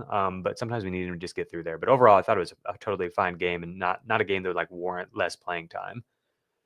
For the Baltimore Ravens, Keaton Mitchell was finally active, did not play very much. 10% snap rate, 4 touches. Mostly all Derrick Henry in this game. So that is good news that we didn't see a ton of Justice Hill. Sometimes we do in these games where they're getting blown out. And maybe we will in the future. But I think with Henry right now, you just kind of are still starting him and hoping that we get more games like last week. That's basically where we're at in the Cooper Rush experience. 3 targets, 0 yards for Rashad Bateman. Zay Flowers, I think, is the only guy you can use here. Mark Andrews and Isaiah Likely both playing. 67% route rate for Andrews, 52% for Likely. For what it's worth, I'm sorting by. I'm using TrueMedia here. This is this wide screen because it's a little bit quicker and easier for me to navigate team to team. But I do prefer if all things are equal and I've got time and everything, I do prefer to source Fantasy Point Data's route rates because they get rid of some of the junk. There's some plays that are charted as routes here that are like players blocking on a screen and stuff like that. So these are, the better route numbers here. They've got Andrews at 52% and Likely at 43%. In terms of first read targets, 33% to Zay Flowers, 25% to Mark Andrews. Some of that, it felt like came at the end of the game. You had the drop for Andrews where he just tossed it up to the guy for an interception. I think it's just Flowers. I don't really think there's anything else for you here with the Ravens for the time being. But I think that's at least relevant. I'm making some trades that have surprised me, where people are willing to just kind of move on from Flowers in both Dynasty and Redraft that have surprised me. The Buffalo Bills. 72% route rate for Shakir. Him and Keon Coleman are the guys who are out there the most. Obviously, much different players. 11-yard average depth of target for Coleman. 1.4-yard average depth of target for Shakir. 30% target share for Shakir. He and Coleman tied with a 29% first read target rate compared to 18% for Dalton Kincaid. So I do think if anybody, Shakir is the guy you can trust. But even this, this feels good. This 29% first read target rate feels good and trustworthy, but it can evaporate at any time. Like it's, I haven't really I haven't cracked the code with the Buffalo Bills and what you can expect week to week. And I obviously am tracking it every single week. And I'm interested in it because I love Khalil Shakir. He's like low-key one of my favorite players at the wide receiver position. And has been somebody I've tracked since he was in college and really, really liked him. It feels like maybe in competitive games, like high leverage situations, he's more likely to be involved. But really, it's just kind of like when Josh Allen breaks the pocket and finds him more, he has good games. And that can happen with Keon Coleman too. Or when Shakir breaks a long play after the catch, he has good games, So you just are kind of left starting him and hoping for the best. The backfield, we heard that there was going to be more Ray Davis. That's what Joe Brady, the offensive coordinator, said. There was more Ray Davis because before there was no Ray Davis, but it was only 2 rushing attempts for Ray Davis. 71% snap rate for James Cook, still with, lots of routes, only 1 target. It went off his hands. It was a tough kind of catch, but we, without much involvement in the passing game, you can run into games like this from Cook. Before this, it had been all green, like 20 points every single game. But this was a reminder that even though all the usage stuff is continuing to get better, and I think he does belong where Dan and I have pushed him in our rest of season rankings and would probably be like a round 1 pick if we drafted today, there can be games like this. he's kind of just like what Derrick Henry has been in the past. He's maybe not as good of a player as Derrick Henry has been in the past, but it's like this juggernaut of an offense centered around him and the run game. But sometimes that will get shut down. And if that's where all his production is coming, then that's tough for fantasy. Carolina Panthers, Rico Dowdle, 68% snap rate, 27 opportunities, 26 touches, 234 scrimmage yards. Just a freaking phenomenal game. 10 avoided tackles. Almost all of these rushing yardage came after contact. If you look at the past 10 years, the only running back who has a game with more yards after contact than Dowdle just did was Derrick Henry. So, like, sure, the matchup is relevant, but, like, there have been plenty of running backs who have faced bad tackling defenses over the past 10 years. This was the best, other than, like, 5 Derrick Henry games, which is so funny to me that it's just, like, all him at the top. It was, like, truly Dowdle doing his Derrick Henry impression is what it looked like. He was just running through guys and not stopping. So I think he's going to get more and more work. Tedero McMillan, 24% first read target rate. I would like to see that number come up as we go along. I think it will. But yeah, that's worth knowing is that like his first read target rate isn't quite in that elite range yet. I think it's mostly that this offense is just so weird right now. Like they need Coker back. They need more functional pieces. Defenses know that it's like all T-Mac. 27% target share, 51% air yardage share. You saw earlier when we did the catchable expected fantasy points numbers, he's still high. He was like a top 15 or 20 receiver in expected fantasy points on catchable targets. So even with Bryce and all of the offensive infrastructure stuff that we're not feeling great about, he's still somebody who is getting enough opportunities to be pretty fantasy relevant.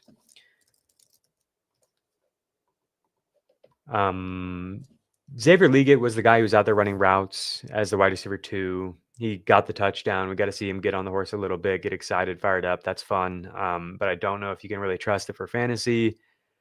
I think it's just T-Mac and then hopefully Jalen Coker and the running backs is where we're at with this team. I like Jimmy Horn. I like Mitchell Evans, the rookie tight end. I don't know if those guys are getting in there enough to matter, but they are getting in there enough to, take away from the other guys a little bit. So it's just not a very good offense for fantasy.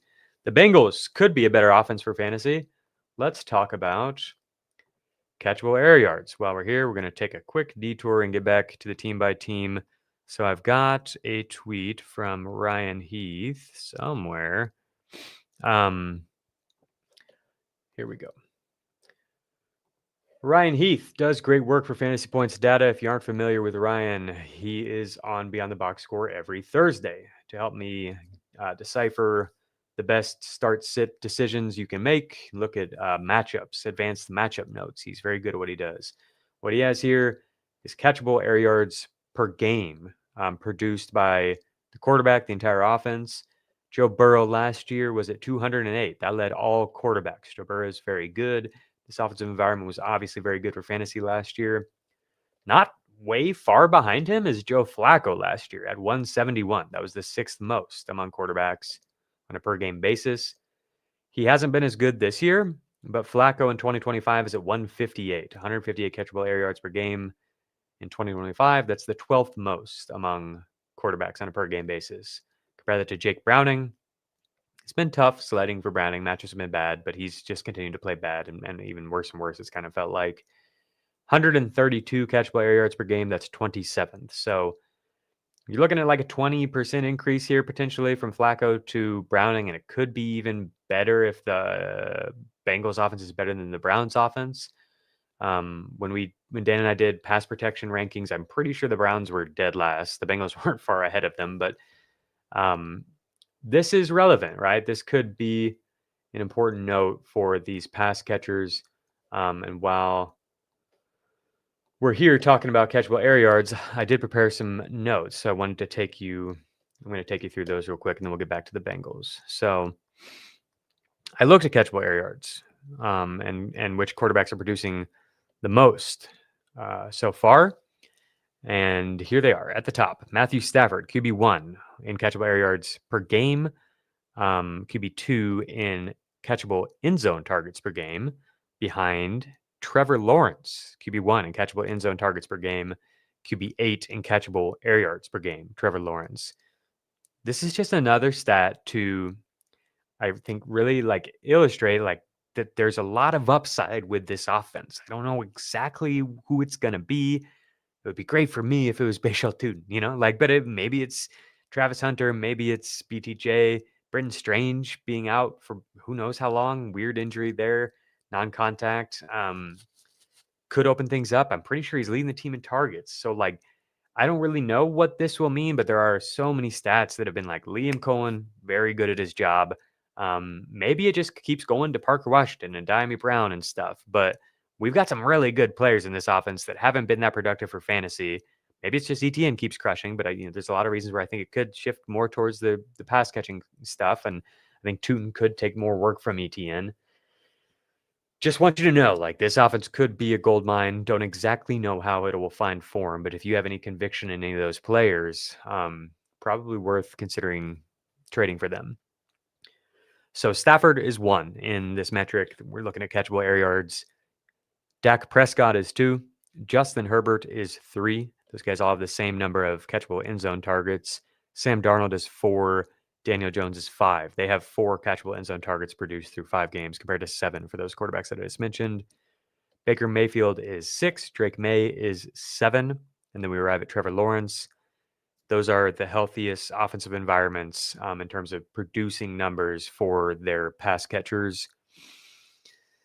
Number 9, are you ready for this? It's Bryce Young.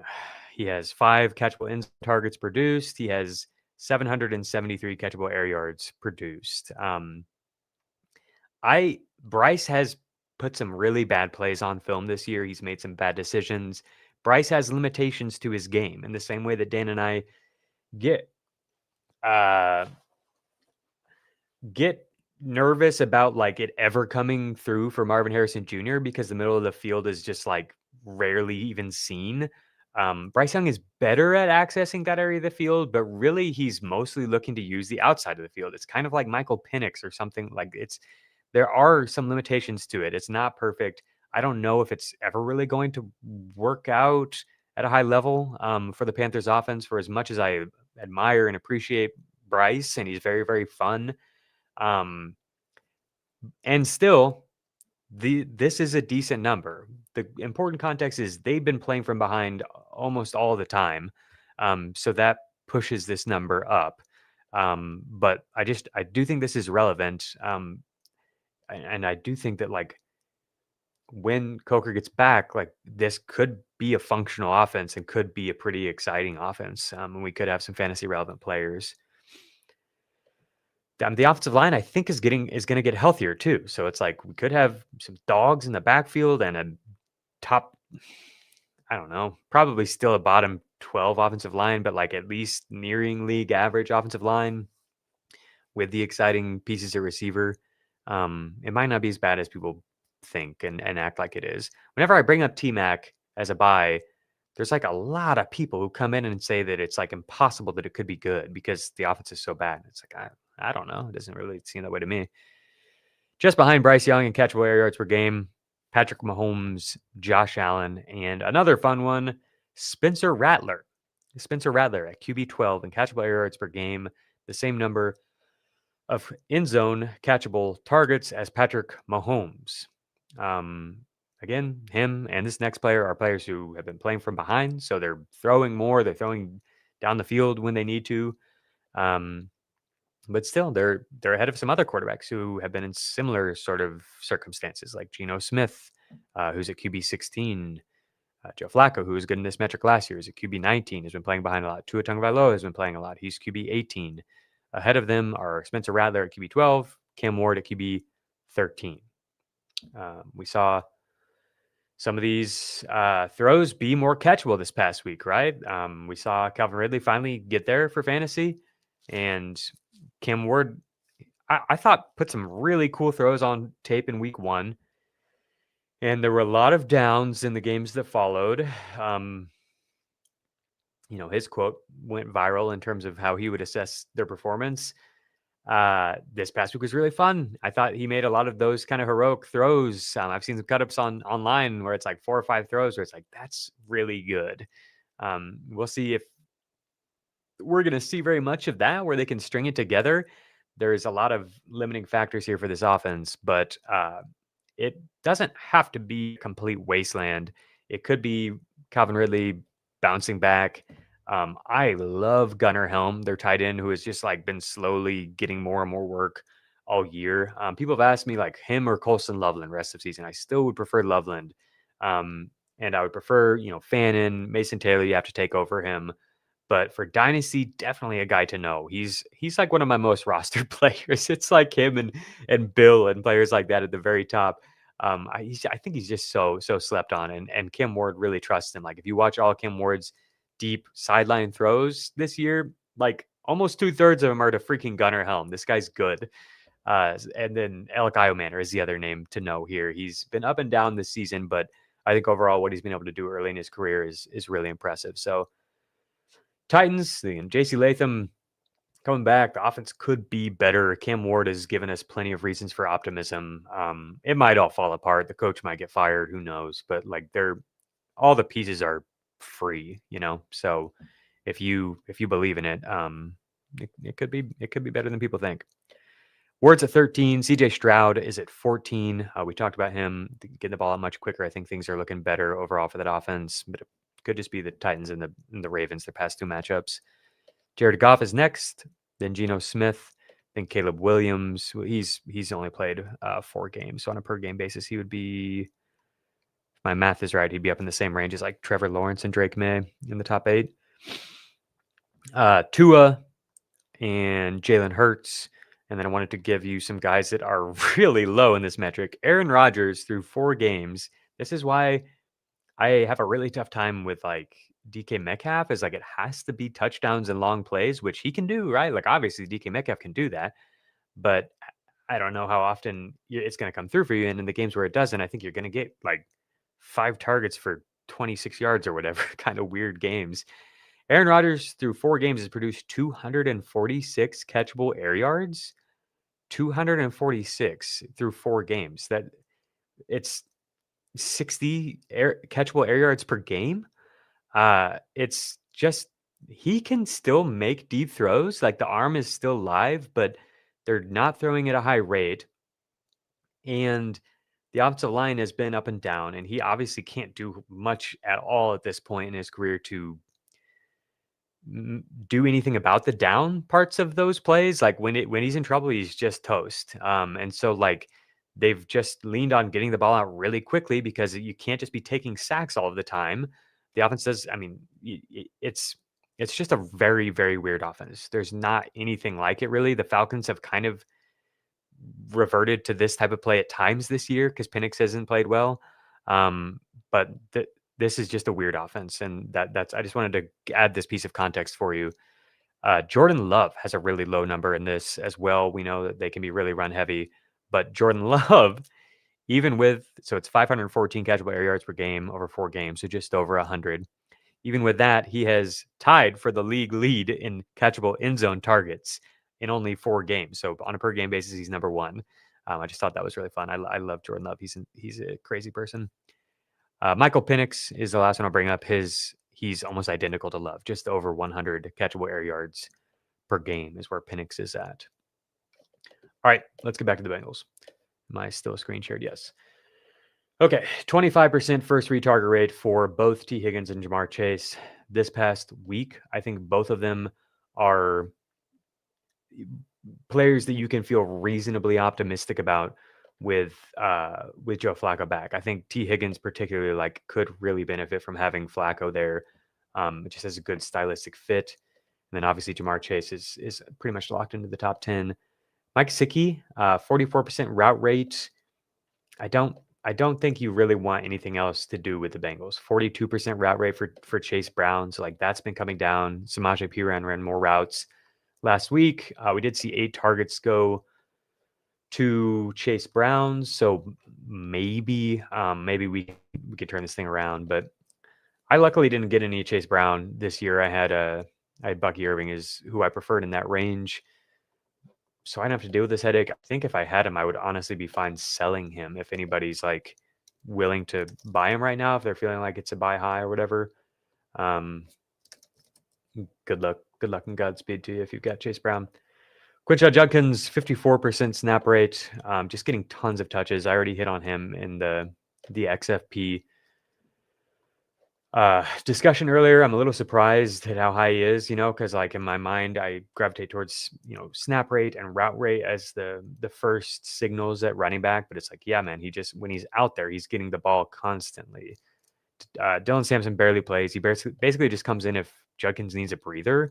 And then Jerome Ford is the third down back for the Browns. He had a 40% route rate. So in games where if they get way behind, which hopefully won't happen a lot because their defense is so good, but in games where if they get way behind, it might be more Jerome Ford.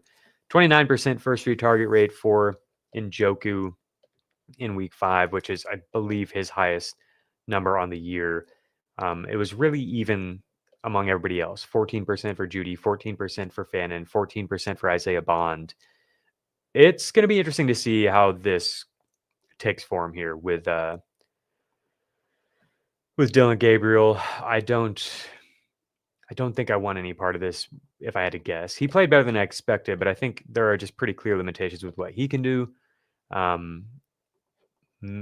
The tight ends, that's basically where I'm at, is like maybe the tight ends. I've got a decent amount of the tight ends in Dynasty, and it's just like, I hope they can score for me in tight end premium.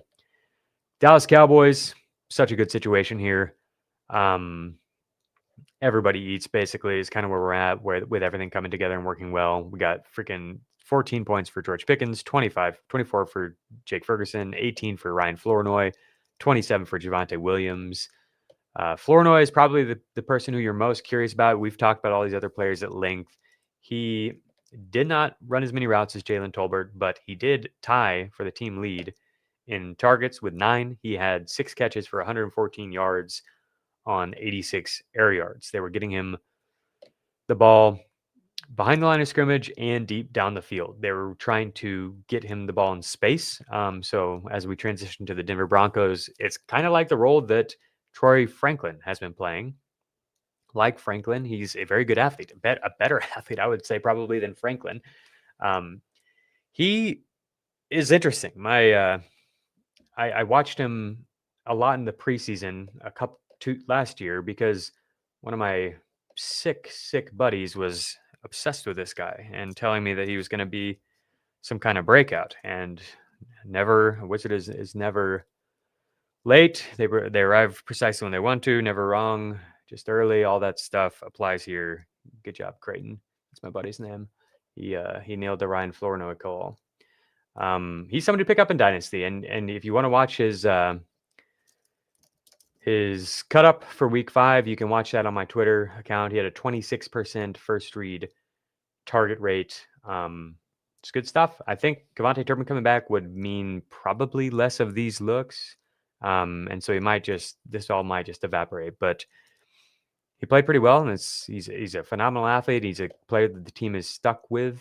They've had a number of different guys like vying for this last spot. He's definitely a name to know in deep leagues. Denver Broncos, it's Cortland Sutton, just out here doing his thing. Alpha stuff from him, 28% target share, 107 air yards, 8 for 99 receiving. Troy Franklin, Pat Bryant is interesting here. He's the rookie receiver. He didn't have any catches, but he's a guy who the team really liked. They took him earlier than expected. I liked his film, but thought he would be more of like a round 5 picks. He's not a standout athlete or anything. And he didn't have nothing about him stood out. He was just a really solid looking X receiver. But Sean Payton just loves him. And so it's worth noting that his role is increasing. He ended up playing less than Troy Franklin. Troy Franklin is still the wide receiver 2. But early on in this game, he was on the field a lot. It was clear that they were making it a point to get him out there more. So that's worth knowing. Marvin Mims only had a 42% route rate, 77% for Troy Franklin. 73 air yards for Franklin with an 18-yard ADOT here. So it looks like not as many designed targets as normal for Franklin. Only a 10% first read target rate, but they did get him some downfield looks. Yeah, it was pretty much all Sutton. 33% first read target rate for Cortland Sutton. We'll talk about the backfield, of course, and then we're going to move on to the Lions. Denver backfield, 51% snap rate for Dobbins, 20 carries for Dobbins. RJ Harvey with only 4 carries and a 21% snap rate. Tyler Bidet got back in here and played more than Harvey. Led the team in routes run, not what you want to see. They did design a target to Harvey. You can watch his cut up if you want. Just didn't get a lot of work, which is a bummer because I thought he looked really good in the game before that. And they at times have been like rotating the two backs, but this one was a lot more Javonte. And if Bidet is going to play too, then there's no way you can use Harvey. I mean, you're just hoping for a long play if you're using Harvey. Detroit Lions, big update for the Beyond the Box Score people here. We might be getting an early look at our boy, Isaac Tesla. Santa brought it early. 54% route rate for Tesla. You never want players to get injured.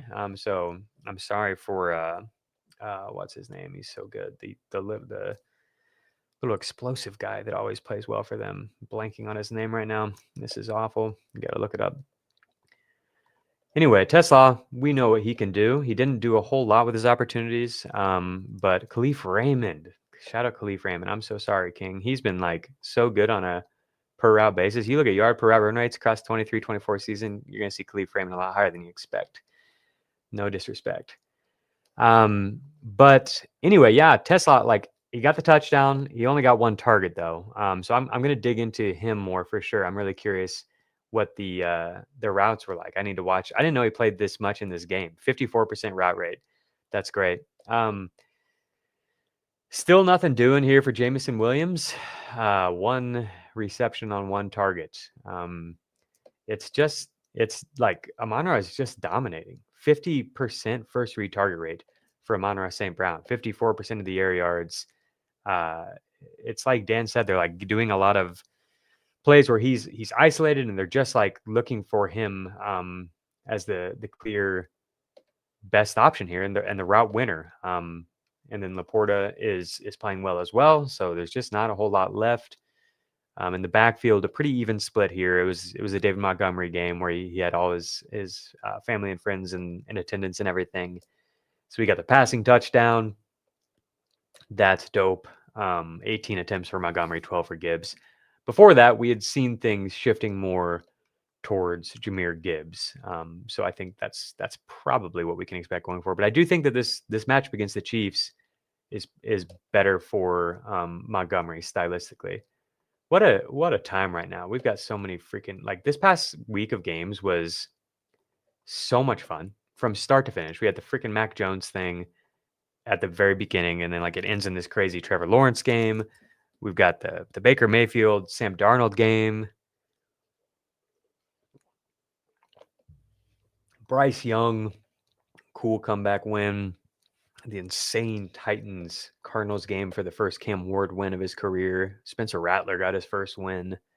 Just like a really weird and fun week. And then looking at this next week, we've got Chiefs, Lions. Good stuff. Okay, Texans. Troubling times for Nico Collins truthers. And I believe that is me and you, if I had to guess. I'm getting a little nervous about Nico Collins. 15% first read target rate in week 5. His lowest healthy rate since 2022. Last year, his lowest rate was 26%. This year, he already has games of 15%, 25%, and 26%. And I detailed this on the last podcast with Dan. They're getting the ball out a lot quicker. They're spreading it around. Xavier Hutchinson is playing pretty well. Christian Kirk is a guy that can make plays. Jaden Higgins and Jalen Noel can make plays. it's possible that the days of, 30% target shares for Nico are slipping away.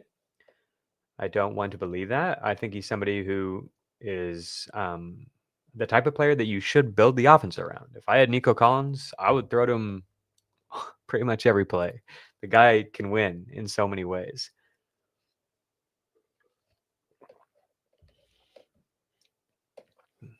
We'll see. I don't want to panic. The offense has played better and could be trending up. They put in the rookie left tackle, and he could be an improvement. He at least gives them a path to more upside than the previous plan with Robinson.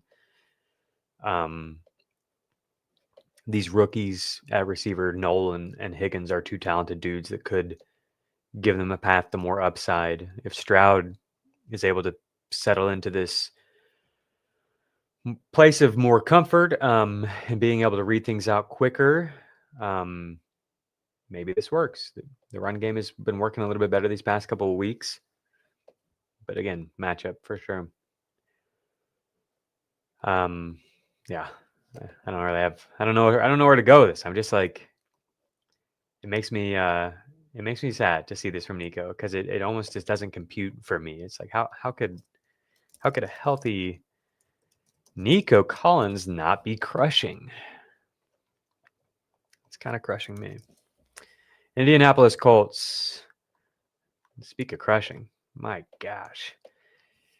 So we saw no Alec Pierce for the second straight week, but it was not Adonai Mitchell in there this time.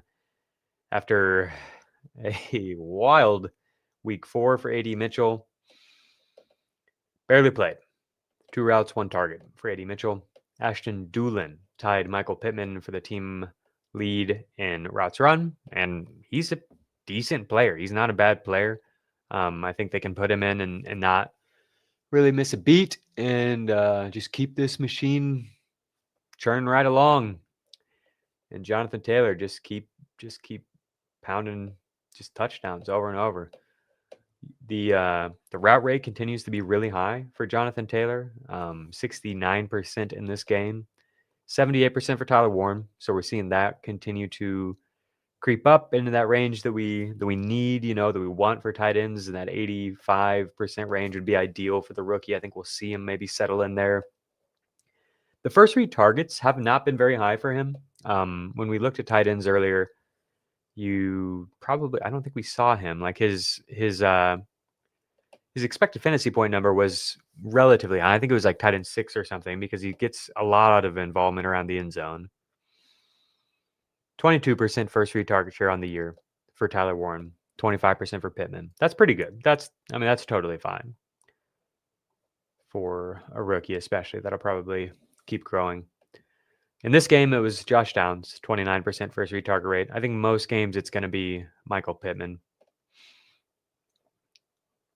Amir Abdullah got the touchdown. I don't know if maybe that was a revenge game thing. I'm not really sure.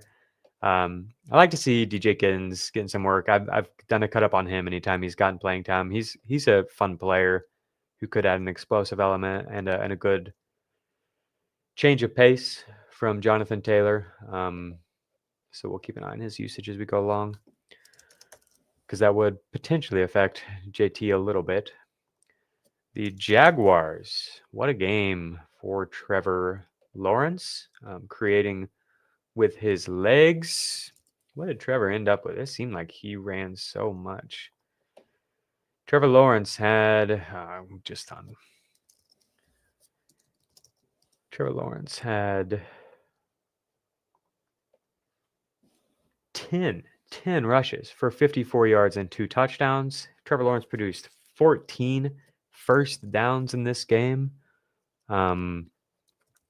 Curious how much this was scrambling. It seemed like a lot. Yeah, 20% scramble rate for Lawrence in this game.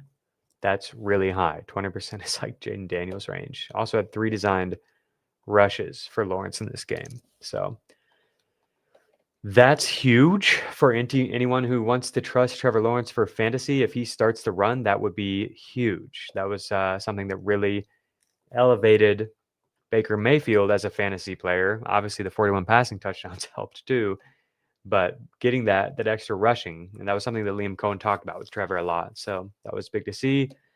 Travis Hunter, I said that it was his season high in routes. I was actually wrong on that. Week 1 was his season high, but we've seen back-to-back games with a route rate that's been high. It's possible that they have like a design pitch count in mind. If you look, like, regardless of the game and how many plays there have been, his routes have been basically at 27 every game, 27, 27, 27, 23, 26. That's something to keep an eye on as we go forward. See if that ticks up. The most important thing was the air yards. We're up a little bit. Obviously the big catch down the field, and then the pre-snap motion. I think I mentioned that earlier. They're using pre-snap motion a lot more. He had more than double the number of pre-snap motion routes he'd had in a game before this game. BTJ, what do we got in first read targets? Only 20% for BTJ. Really spread out here. Liam Cohen has done a really good job of just like designing coverage beaters. Like this was a game against a freaking awesome defensive coordinator. Spagnuolo, like, obviously he has the reputation, but like this story I think will help paint a picture of just why Dan and I and people around the league that you'll hear talk about Steve Spagnuolo are so enamored with this guy. I heard him say that they broke out a blitz in the week 4 game that he'd been holding on to since 2 years ago, that they had like put it in during training camp and practiced it, and they didn't get to it the whole year. And they like broke it out for this past game, this specific game. And it's just like, this guy, I don't know, like it's the classic, like he's forgotten more about football than I'll ever know. And still Liam Cohen was able to find and attack and execute in this spot, identify different places where he could find the weaknesses in the defenses and all the zones and different coverage types that Spagnuolo threw at him. And so the result is a spread out first read target rate here. I think we'll see better usage for BTJ, and overall it's fine. He's producing for fantasy, but there are a number of guys who are playing well for this offense, is basically where we're at with the Jags. The running backs, 22% snap rate for Tootin. Only 5 touches. Hilariously, one of them was a reception where he ran right into a guy who was being blocked. People cite vision as a concern with Tootin, which is fair. I think there's times where he's just hitting the turbo button, and needs to slow down. I think at times this year he's done that, but we haven't been able to see him get out in space very much. We haven't seen him be able to create big plays, and it's possible that part of it is that he's just doing that a little bit too much, like going too fast. When I've watched every touch that he's had, and I think he's mostly just not had as much room as ETN. And he's done a good job at navigating in the middle, even though there hasn't been that much room. They seem to almost prefer him up the middle touches. I don't know if that's true or not. But like there were times in this game where they, like on the play where Trevor jumped over the middle and it got knocked out of his hands, and at other times too, they would bring in Tootin when it was like a short yardage situation. And I do think he's done really well in those situations. So that's just interesting to me, because like if the game does slow out down for him in space, then it's possible he might get to a point where he's just the better option. This could just be Cope. This could just be me projecting what I want. But it could slow down for him. Like we saw, like RJ Harvey at times in the preseason in his first few games put some runs on film that were like, yikes, where it's like you're literally just like button mashing, turboing and stuff, and it slowed down a little bit game by game, I feel like, for him. I think something similar could happen for Tootin. But yeah, the usage is still mostly ETN right now. And then they also have LaQuint Allen, who is a really good player for passing downs, a rookie they drafted in the 7th round. The Jags had plenty of needs this draft, and they decided to take him, because they value that skill set, I think. So I think he's going to be part of this equation no matter what. So that's worth knowing as you think about these running backs, for sure. Even Even Tootin, like he's probably the player I've emphasized the most, like be patient with as we move along here, because he could be a huge breakout, because like we talk about, the offense could be awesome. There's so many ways where it could be awesome. If Etienne gets hurt or something, or if he just works his way into a bigger role, it could be awesome. But I think he has less upside to get a like full role than even Jakory Croskey-Merritt, where they were like, intentionally they're doing stuff to get him on the field for passing downs and stuff like that. We've seen that, and I think that could grow. You know, I don't view Jeremy McNichols necessarily as some stalwart that's going to be in that passing down role no matter what. You know, Jakory Croskey-Merritt's blocked more, pass protected more than him lately. Since the Eckler injury, he's seen more targets. You know, like I think he could take that role. I'd be really surprised if LaQuint Allen gave that role up. He's a really good pass protector, and he's a really good route runner, and is very smooth and comfortable catching and moving with the ball in his hands out in space. So I think that is going to, it's kind of like Ray Davis with the Bills last year. It's like a similar type of value proposition, except there's more big play upside, and there's even more screen usage type stuff that could happen for Tootin. We've seen Liam Cohen really use running backs effectively in that way, whereas we haven't really seen that with Joe Brady at all. The reason I bring Davis up is like Davis has given us moments of looking really good. I really liked his college film. I liked his preseason film. When he filled in last year, he did really well. The offense is really good, really high scoring offense. And so it's like, if he steps in, could be awesome, right? But is it ever going to be a true, like when we were talking about Bill earlier and comparing him to those guys at the top five, it's like, could he get there? I actually think he could. I think he could be like the Bucky Irving kind of breakout, where he's like, now I'm the captain, you know, I'm the captain now. I'm freaking out here for 70% of the snaps or whatever. I'm getting 18 touches, and some like 3 or 4 of those are going to be targets. I don't know if Tune would ever be there. I think it would probably be like, unless Etienne went completely away, it would be like 50% Tootin or 45% Tootin with like 35-40% Etienne and 15% LaQuint Allen. It would be like the best case scenario if they're all healthy. Maybe it would be something like Bucky, where he completely supplants Etienne on early downs, but I don't really feel comfortable with that assumption right now. Like, Etienne's played well enough on early downs that I'd be pretty surprised. I think they would probably rotate.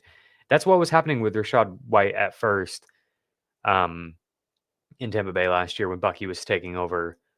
Rachaad White was still getting some rushes. It wasn't until the very end of the year that Rachaad White got like nothing. And I think Etienne's playing better than White was. Is basically where I'm at with it.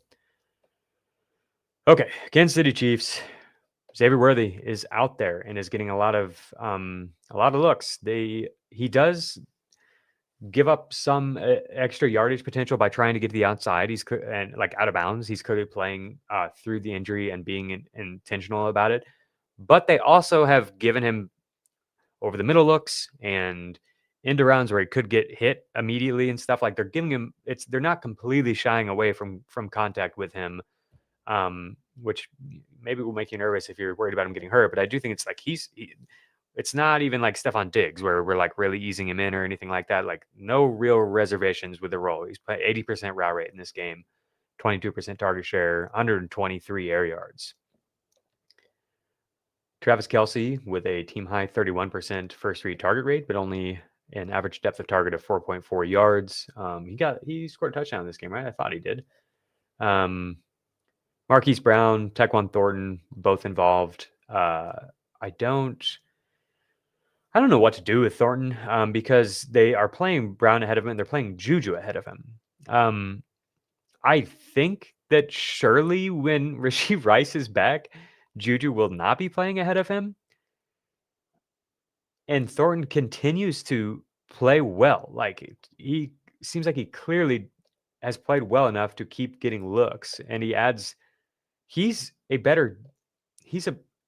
more live to get you a deep look than Marquise Brown. Brown might be better at, tracking the ball and adjusting to the ball and everything. He probably is.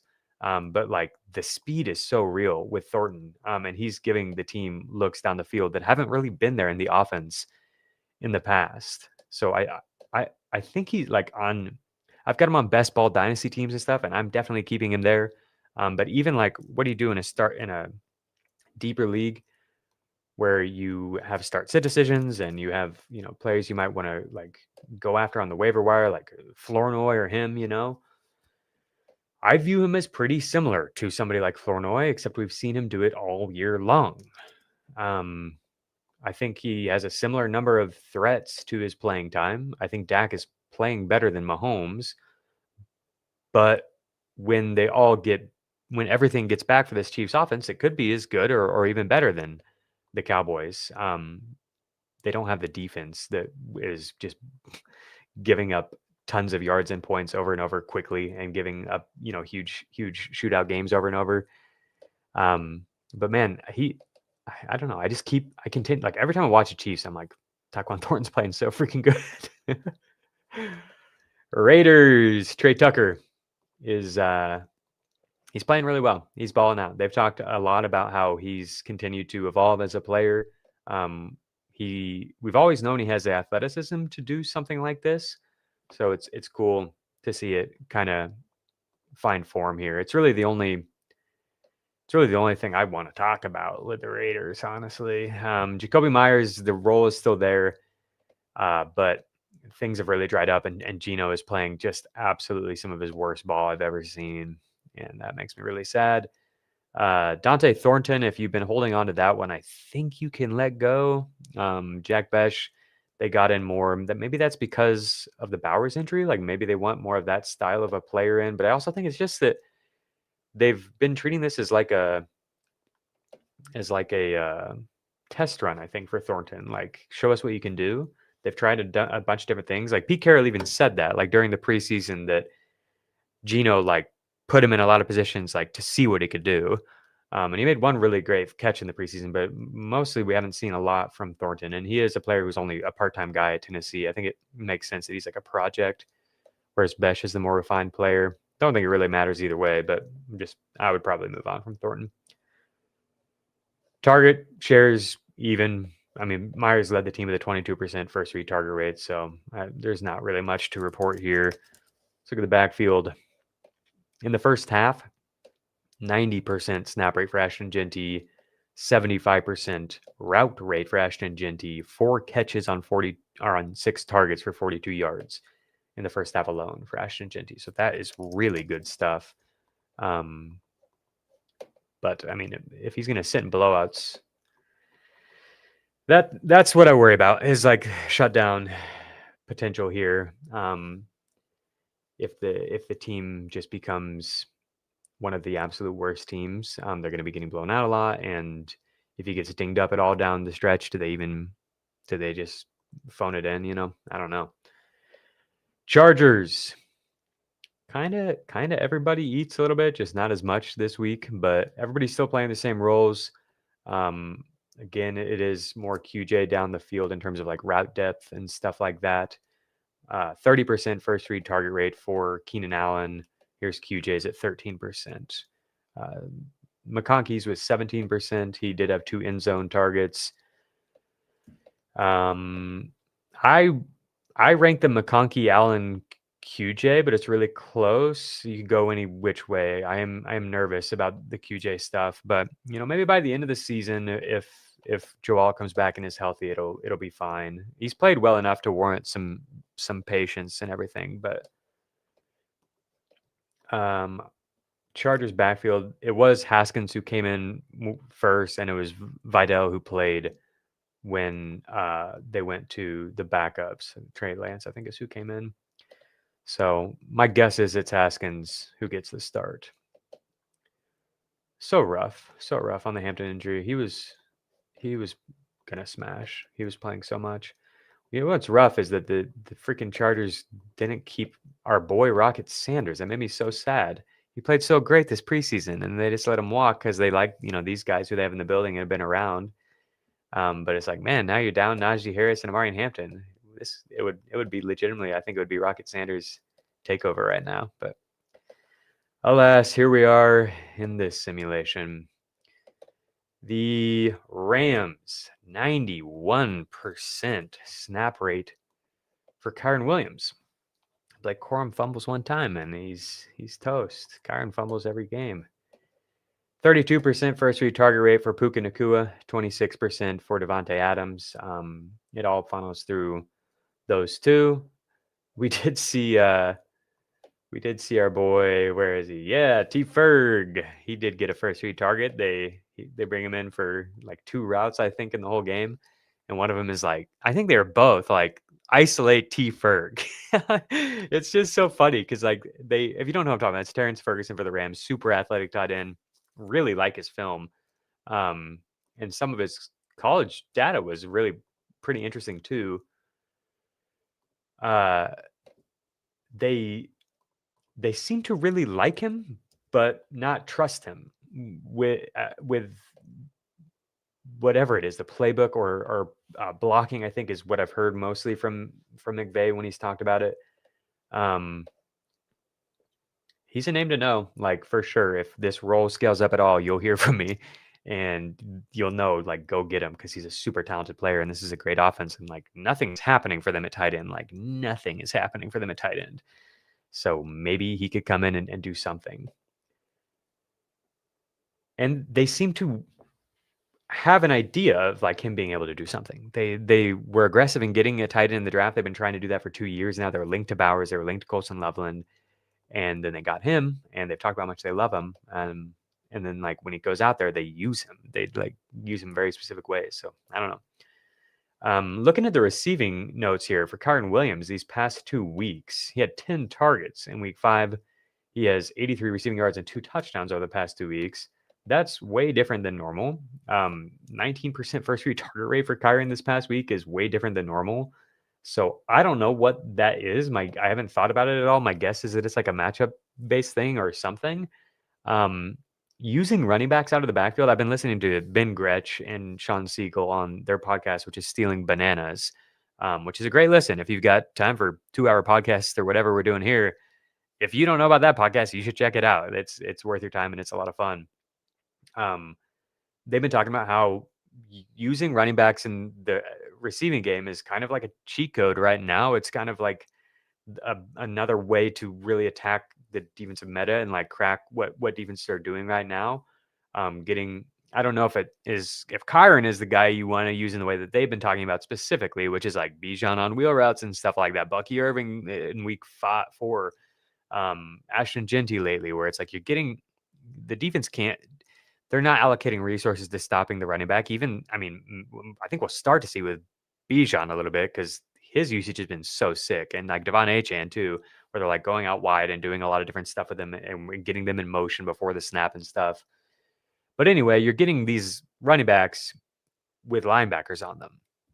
And it's just like an easy way to attack these zone defenses is to get these really powerful athletic guys moving and getting the ball in their hands and just like getting chunk plays that way. It's kind of like how the Chiefs use Rashee Rice or something, like it's a kind of similar idea.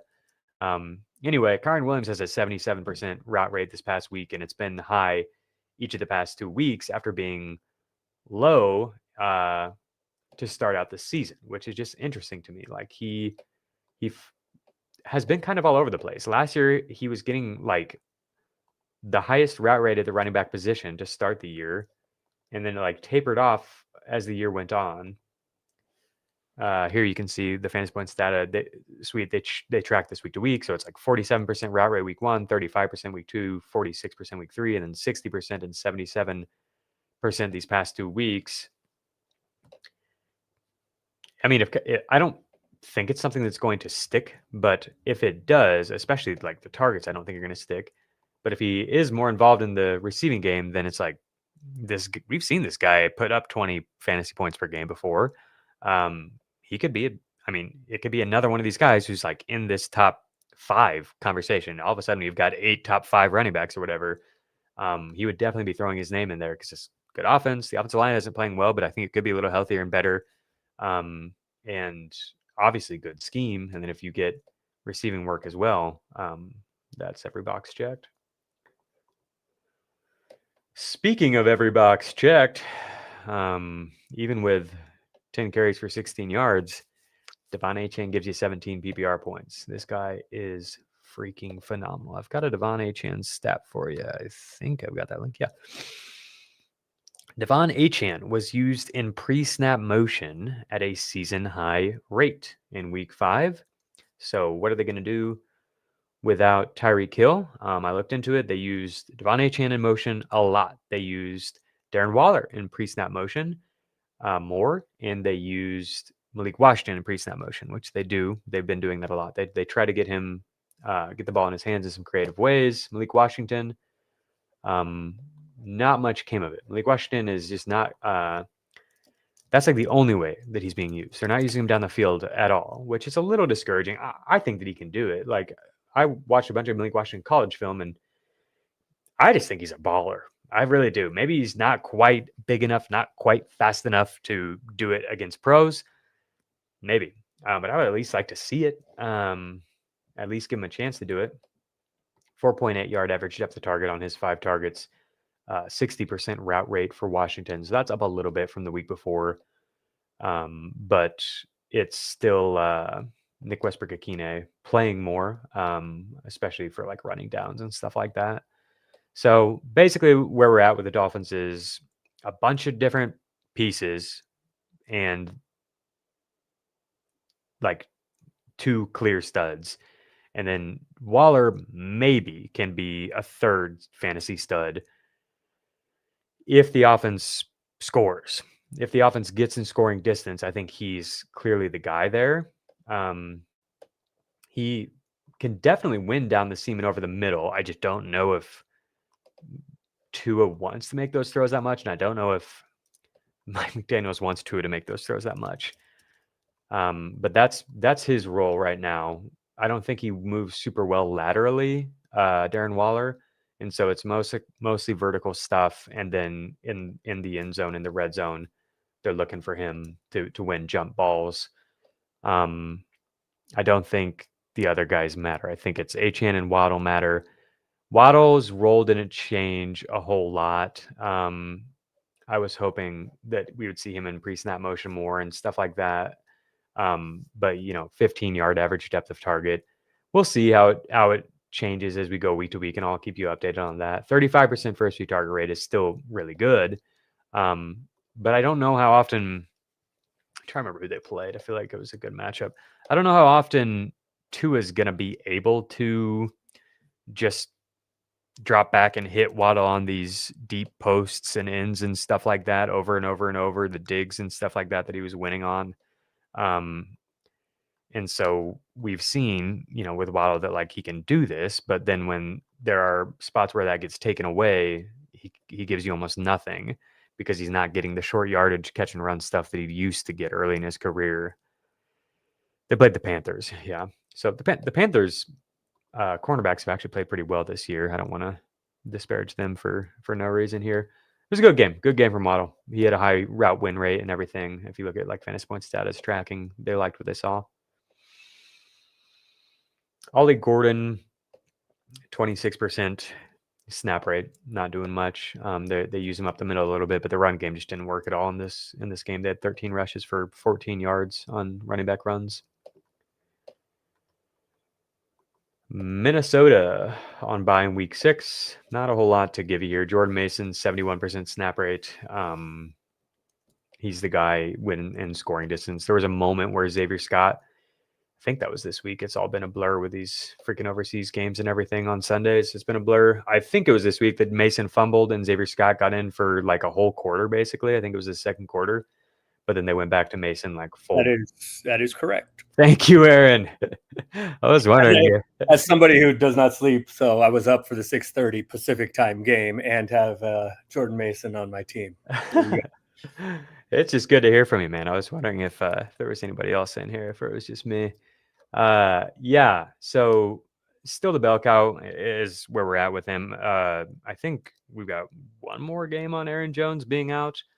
At least. So yeah, I think we're exactly where we've been with with Jordan Mason. The Vikings, Jordan Addison sat out the first quarter because he missed a team meeting, I believe is what it was. I heard that he was like out exploring and got lost or something. Who knows? But I think he was able to redeem himself a little bit in this game. He made some really cool plays overall. Looks like a stud, right? Since he's been back, he's looked good. It hasn't been perfect, but we know that he's really good, and this is one of the best duos in the league. And so hopefully when their line gets healthy and their quarterback gets healthy, these rates can matter more than they have in terms of the volume numbers for these guys. I think TJ Hawkinson remains toast. I mean, maybe he had 4 air yards in this game on 6 targets, maybe, but I wouldn't be holding out any hope for it personally. Good call, Dan. My guy. Dan has some pretty good calls. People give Dan a lot of grief, but he's pretty good at this. Patriots. Hunter Henry, Stephon Diggs. It's pretty much all you need to know. 47% first read target rate for Diggs, 20% for Booty. I don't mean to sleep on Booty, never. But he's a part-time player. There's a bunch of part-time players here. 69% route rate for Henry, 61% for Diggs, 56% for Booty. Demario Douglas, 42%. Matt Collins, 39%. Austin Hooper, 31%. Kyle Williams, 19%, right? Like, it's just Josh McDaniels. He's doing his thing, and it's working. It's great. It's very fun for real life. Not fun, I guess, if you are invested in Kayshon Boutte or whatever. Not fun if you're invested in Kyle Williams. That's me. But I'm not needing anything from Kyle right now, really. So this is all fine. The Saints. In the backfield, it was Travion had a higher snap rate after Antonio Gibson got hurt and we got the fumbles from Ramondre and everything. But I think they're going to go right back to Ramondre. They need Ramondre. That's their preferred option on passing, like pass protection, and then in a lot of the plays in their playbook, they have designed, I think, with Ramondre in mind. They paid Ramondre. They talk about him all the time. I don't remember a situation like this where a player fumbled the bag so clearly and the team just continued to express their belief in him. So I don't know. I mean, if he just fumbles every single game, surely at some point it changes. But we've talked about Travion at length. The Saints, 40% first read target rate for Chris Olave. Not much doing with it, unfortunately. 12.9, pencil it in every week. 22 expected fantasy points, 12.9 actual fantasy points. Some design targets for Kamara. That's great. 6 targets overall for Kamara. So that's good for anybody who's hanging on to Kamara as a flex option. But the days of Alvin Kamara being RB1 and expected fantasy points per game and all that seem to be gone. Because even with the offense working pretty well and playing really fast, he's just doing nothing for fantasy. Like Kendre Miller is getting in there and is playing pretty well. Yeah, it's tough. I love Kamara. I heard that he said that if he got traded, he would retire rather than play for another team. And it's like, well, if that's where we're at, that's not what you want to hear, right? That's not what somebody that you want on your fantasy team. We'll see what happens there. Juwan Johnson, only 1 first read target in this game, but still playing a lot, 81% route rate. So could be fine, could be better, even with, Taysom Hill and Foster Moreau back, didn't really matter for his playing time. I think the targets are going to be kind of random week to week, so we could see him get more going forward. Kendre Miller, if you look at like avoided tackle rates and stuff like that, Kendre Miller looks elite. He's like really on film looks pretty good too. I thought he looked pretty good in the preseason too. So wouldn't surprise me if at the end of the year, I guess if Kamara is like thinking about retiring or whatever, maybe it's Kendra's turn to do some stuff. I don't know how exciting it would be for fantasy, but Cam Scatterboo and the Fighting Football Giants, 69% snap rate, lots of routes, lots of targets, lots of crazy plays from Scadaboo as a blocker, as a receiver, as a rusher, just seeking out contact at all costs. Love these guys. Love these Giants. They're fun. I don't know if you want to use any of them for fantasy. 23% first read target rate for Theo Johnson. 48 air yards. Got the end zone targets. He's an athletic guy, like super athletic guy, and I think they can design some screens to him and then also use him in the red zone. So he's in that same range as like Waller, but I have a little bit more faith in this offense producing some stuff, or in the Dolphins offense, than this one. Wan'Dale Robinson's still out there playing a lot. 7 targets, 5 for 30. That's, I mean, you know exactly what you're getting with Wan'Dale, right? Jalen Hyatt, you know exactly what you're getting with Jalen Hyatt too. Lots of routes and goose egg. New York Jets, New York Garbage Time Fantasy Kings, Garrett Wilson, Mason Taylor. What do these guys have in the first half? First half, we got 1 catch for 16 yards for Garrett Wilson, 2 catches for 11 yards for Mason Taylor. Josh Reynolds leading the way with 3 for 29, but don't matter. I don't know if it's going to be like this every game, you know. If it gets bad enough that they just like go to the backups, or if the second half they're like not able to put it together and they have 3 and outs and stuff like that, and it doesn't materialize. Like we've seen at least one Garrett Wilson game where it was really bad, and this one seemed to be trending that way. So that's kind of where I'm at with Mason Taylor and him, is like, this is great. Taylor's a decent like prospect and good athlete and everything, and Garrett Wilson is obviously a really good player. But I would just be terrified to ever trust this team outside of Justin Fields and Breece Hall.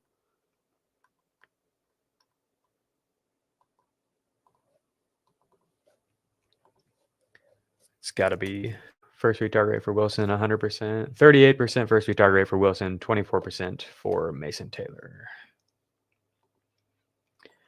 All right, Eagles. 37% first read target rate for Devontae Smith.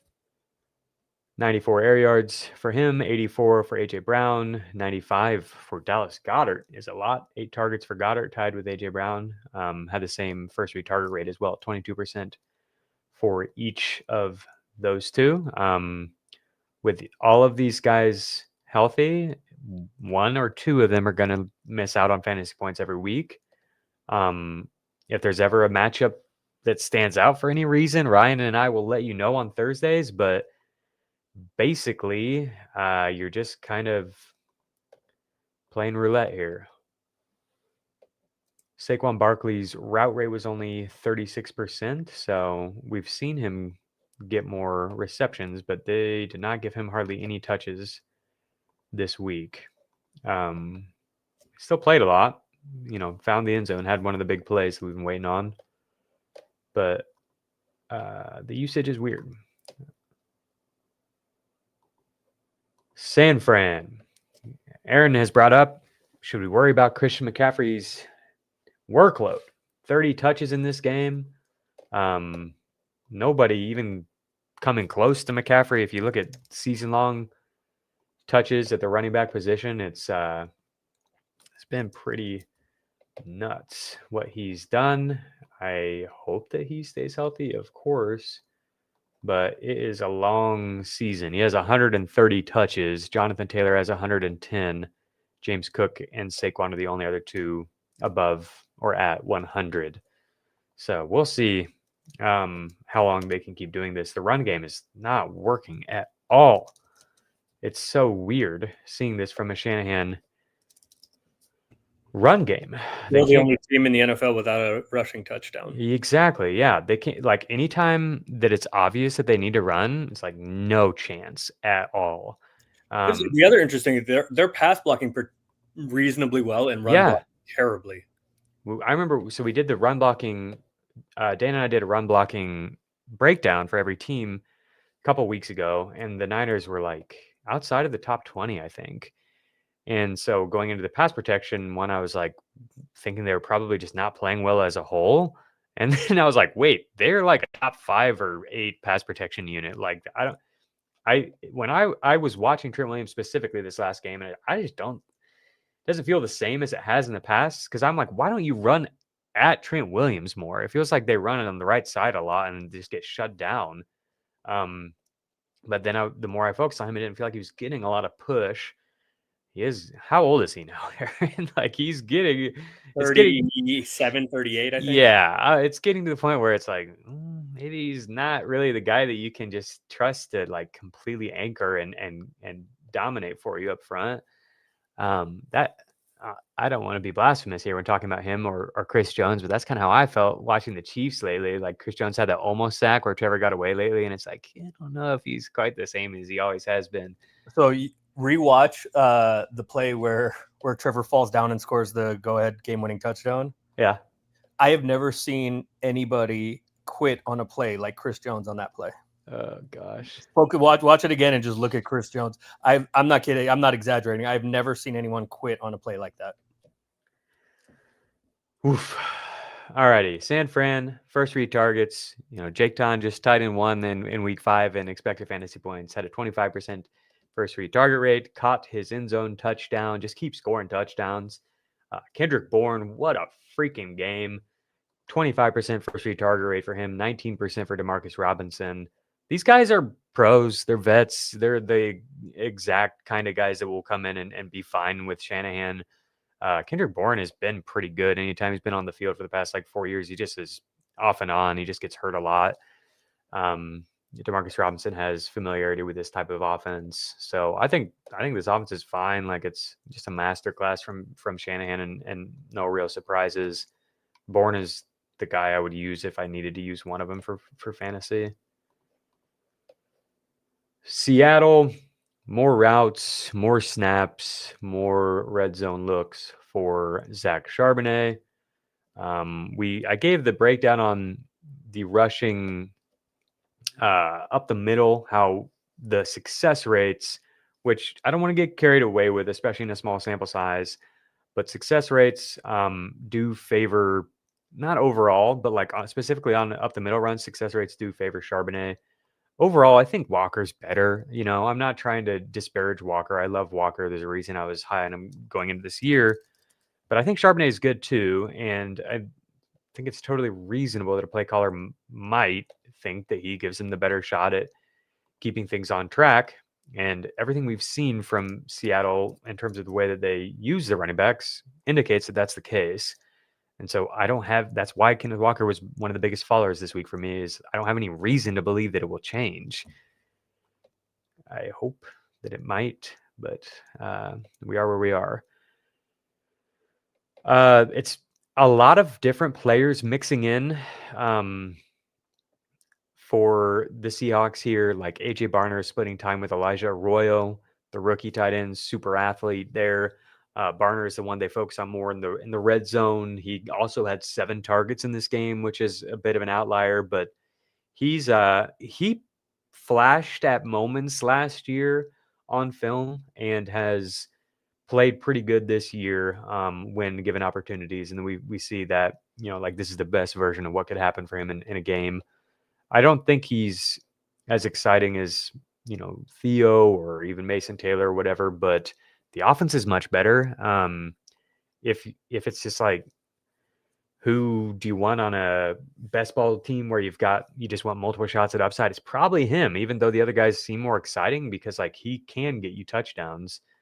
The other thing I want to point out with this offense is that it's really, really concentrated, not just with the targets. We know 36% first 3 target rate for JSN, 32% for Kupp, but also the route dispersal. It's not concentrated in that it's just a few players who are playing all of the time. It's concentrated in that there's often, almost most of the time, there's just 2 receivers running routes because there's a fullback on the field or there's multiple tight ends on the field. That just lends itself to being more likely to get targeted if you're one of these receivers. And so you guessed it, this is all just me telling you that Torrey Horton is going to break out at some point, because that would make me really happy. It's not happening at all yet. Like, he's just clearly the third receiver. They're not even like really. I was wondering if at some point he might. If you would have told me that Torrey Horton had 4 touchdowns through 5 weeks, I would be curious if he might be playing ahead of Cooper Kupp at times. Like, he's flashed enough that in some situations where they want more speed on the field, he would be out there and Kupp would be scaling back to like a 75% route rate or something like that.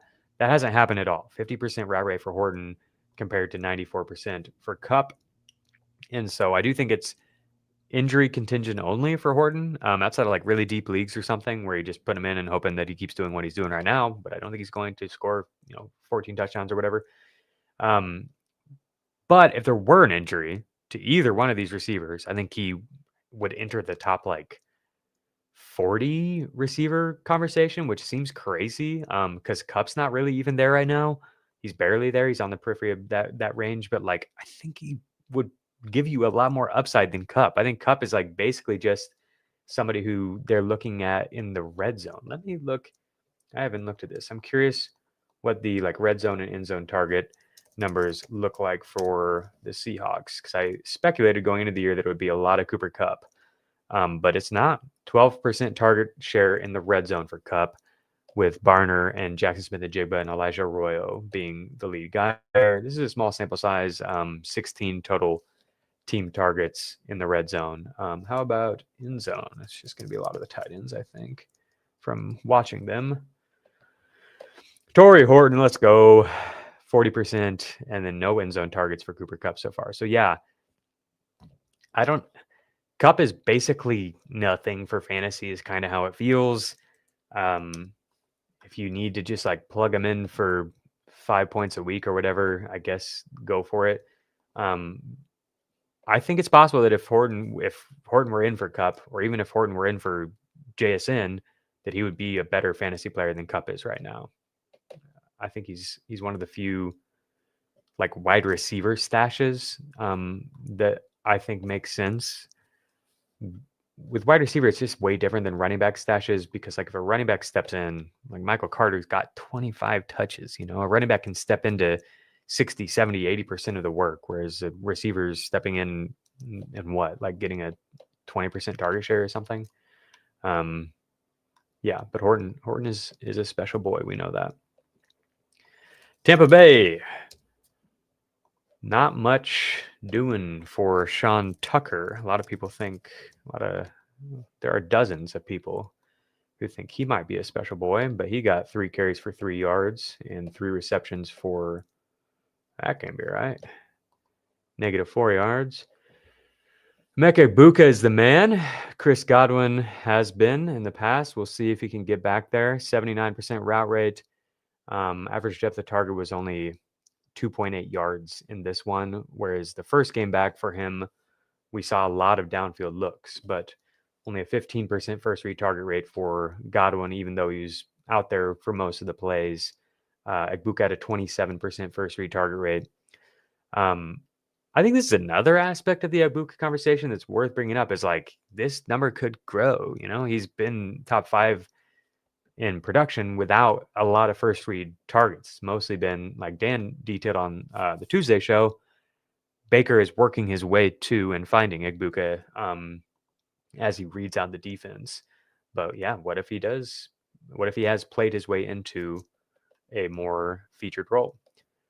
Rachaad White got a 55% route rate to go with the great snap rate. And 4 targets, 15% first read target rate. So that's relatively high for a running back. I think he's basically a top 12 running back for the time being. All right, we have made it. We have 2 more teams. Tennessee Titans, Tony Pollard, first game back for Tyjae Spears, so we could see his role grow, but only a 26% snap rate for Spears, 72% for Pollard. 14 of 19 running back rushes went to Pollard, 69% route rate. Let's see what the data suite has to say about that. It's good stuff for Pollard. He finally found the end zone. They've got him at 55% route rate on the data suite. But Cam Ward doesn't really check down very often. He would prefer to air it out. I think this is basically the worst version of what we could have expected for Pollard, who was somebody we liked as a potential source of value as a RB2, but the offense has not been good, and the role has not been very good even within that in terms of what we could have expected. I think he's played really well, but it's just a low upside equation for him. Alec Iomanner continues to play a lot, but we did see the big Ridley game here. 32% first read target rate for Ridley compared to just 11% for Iomanner. And then Gunnar Helm, who I mentioned earlier, like rookie tight end here, who can do a lot of different things. He can contribute after the catch. His combine numbers got weirdly skewed because he did the combine through a brutally injured ankle. But he's actually a pretty smooth mover with the ball in his hands, and he's really good at the catch point. So he had a 55% route rate. Chigo Okonkwo had a 55% route rate. I think the team keeps talking about him too. Like each of the past 2 or 3 weeks, I've seen him pop up on the Coach Speak Index, where it seems like things are moving more and more in his direction, which I assume will come at the expense of Okonkwo. They don't really play the exact same role, but that's what we've seen with the route rates as Okonkwo's have been dropping. Washington Commanders, Deebo Samuel. How about a 59% first read target rate? That'll do.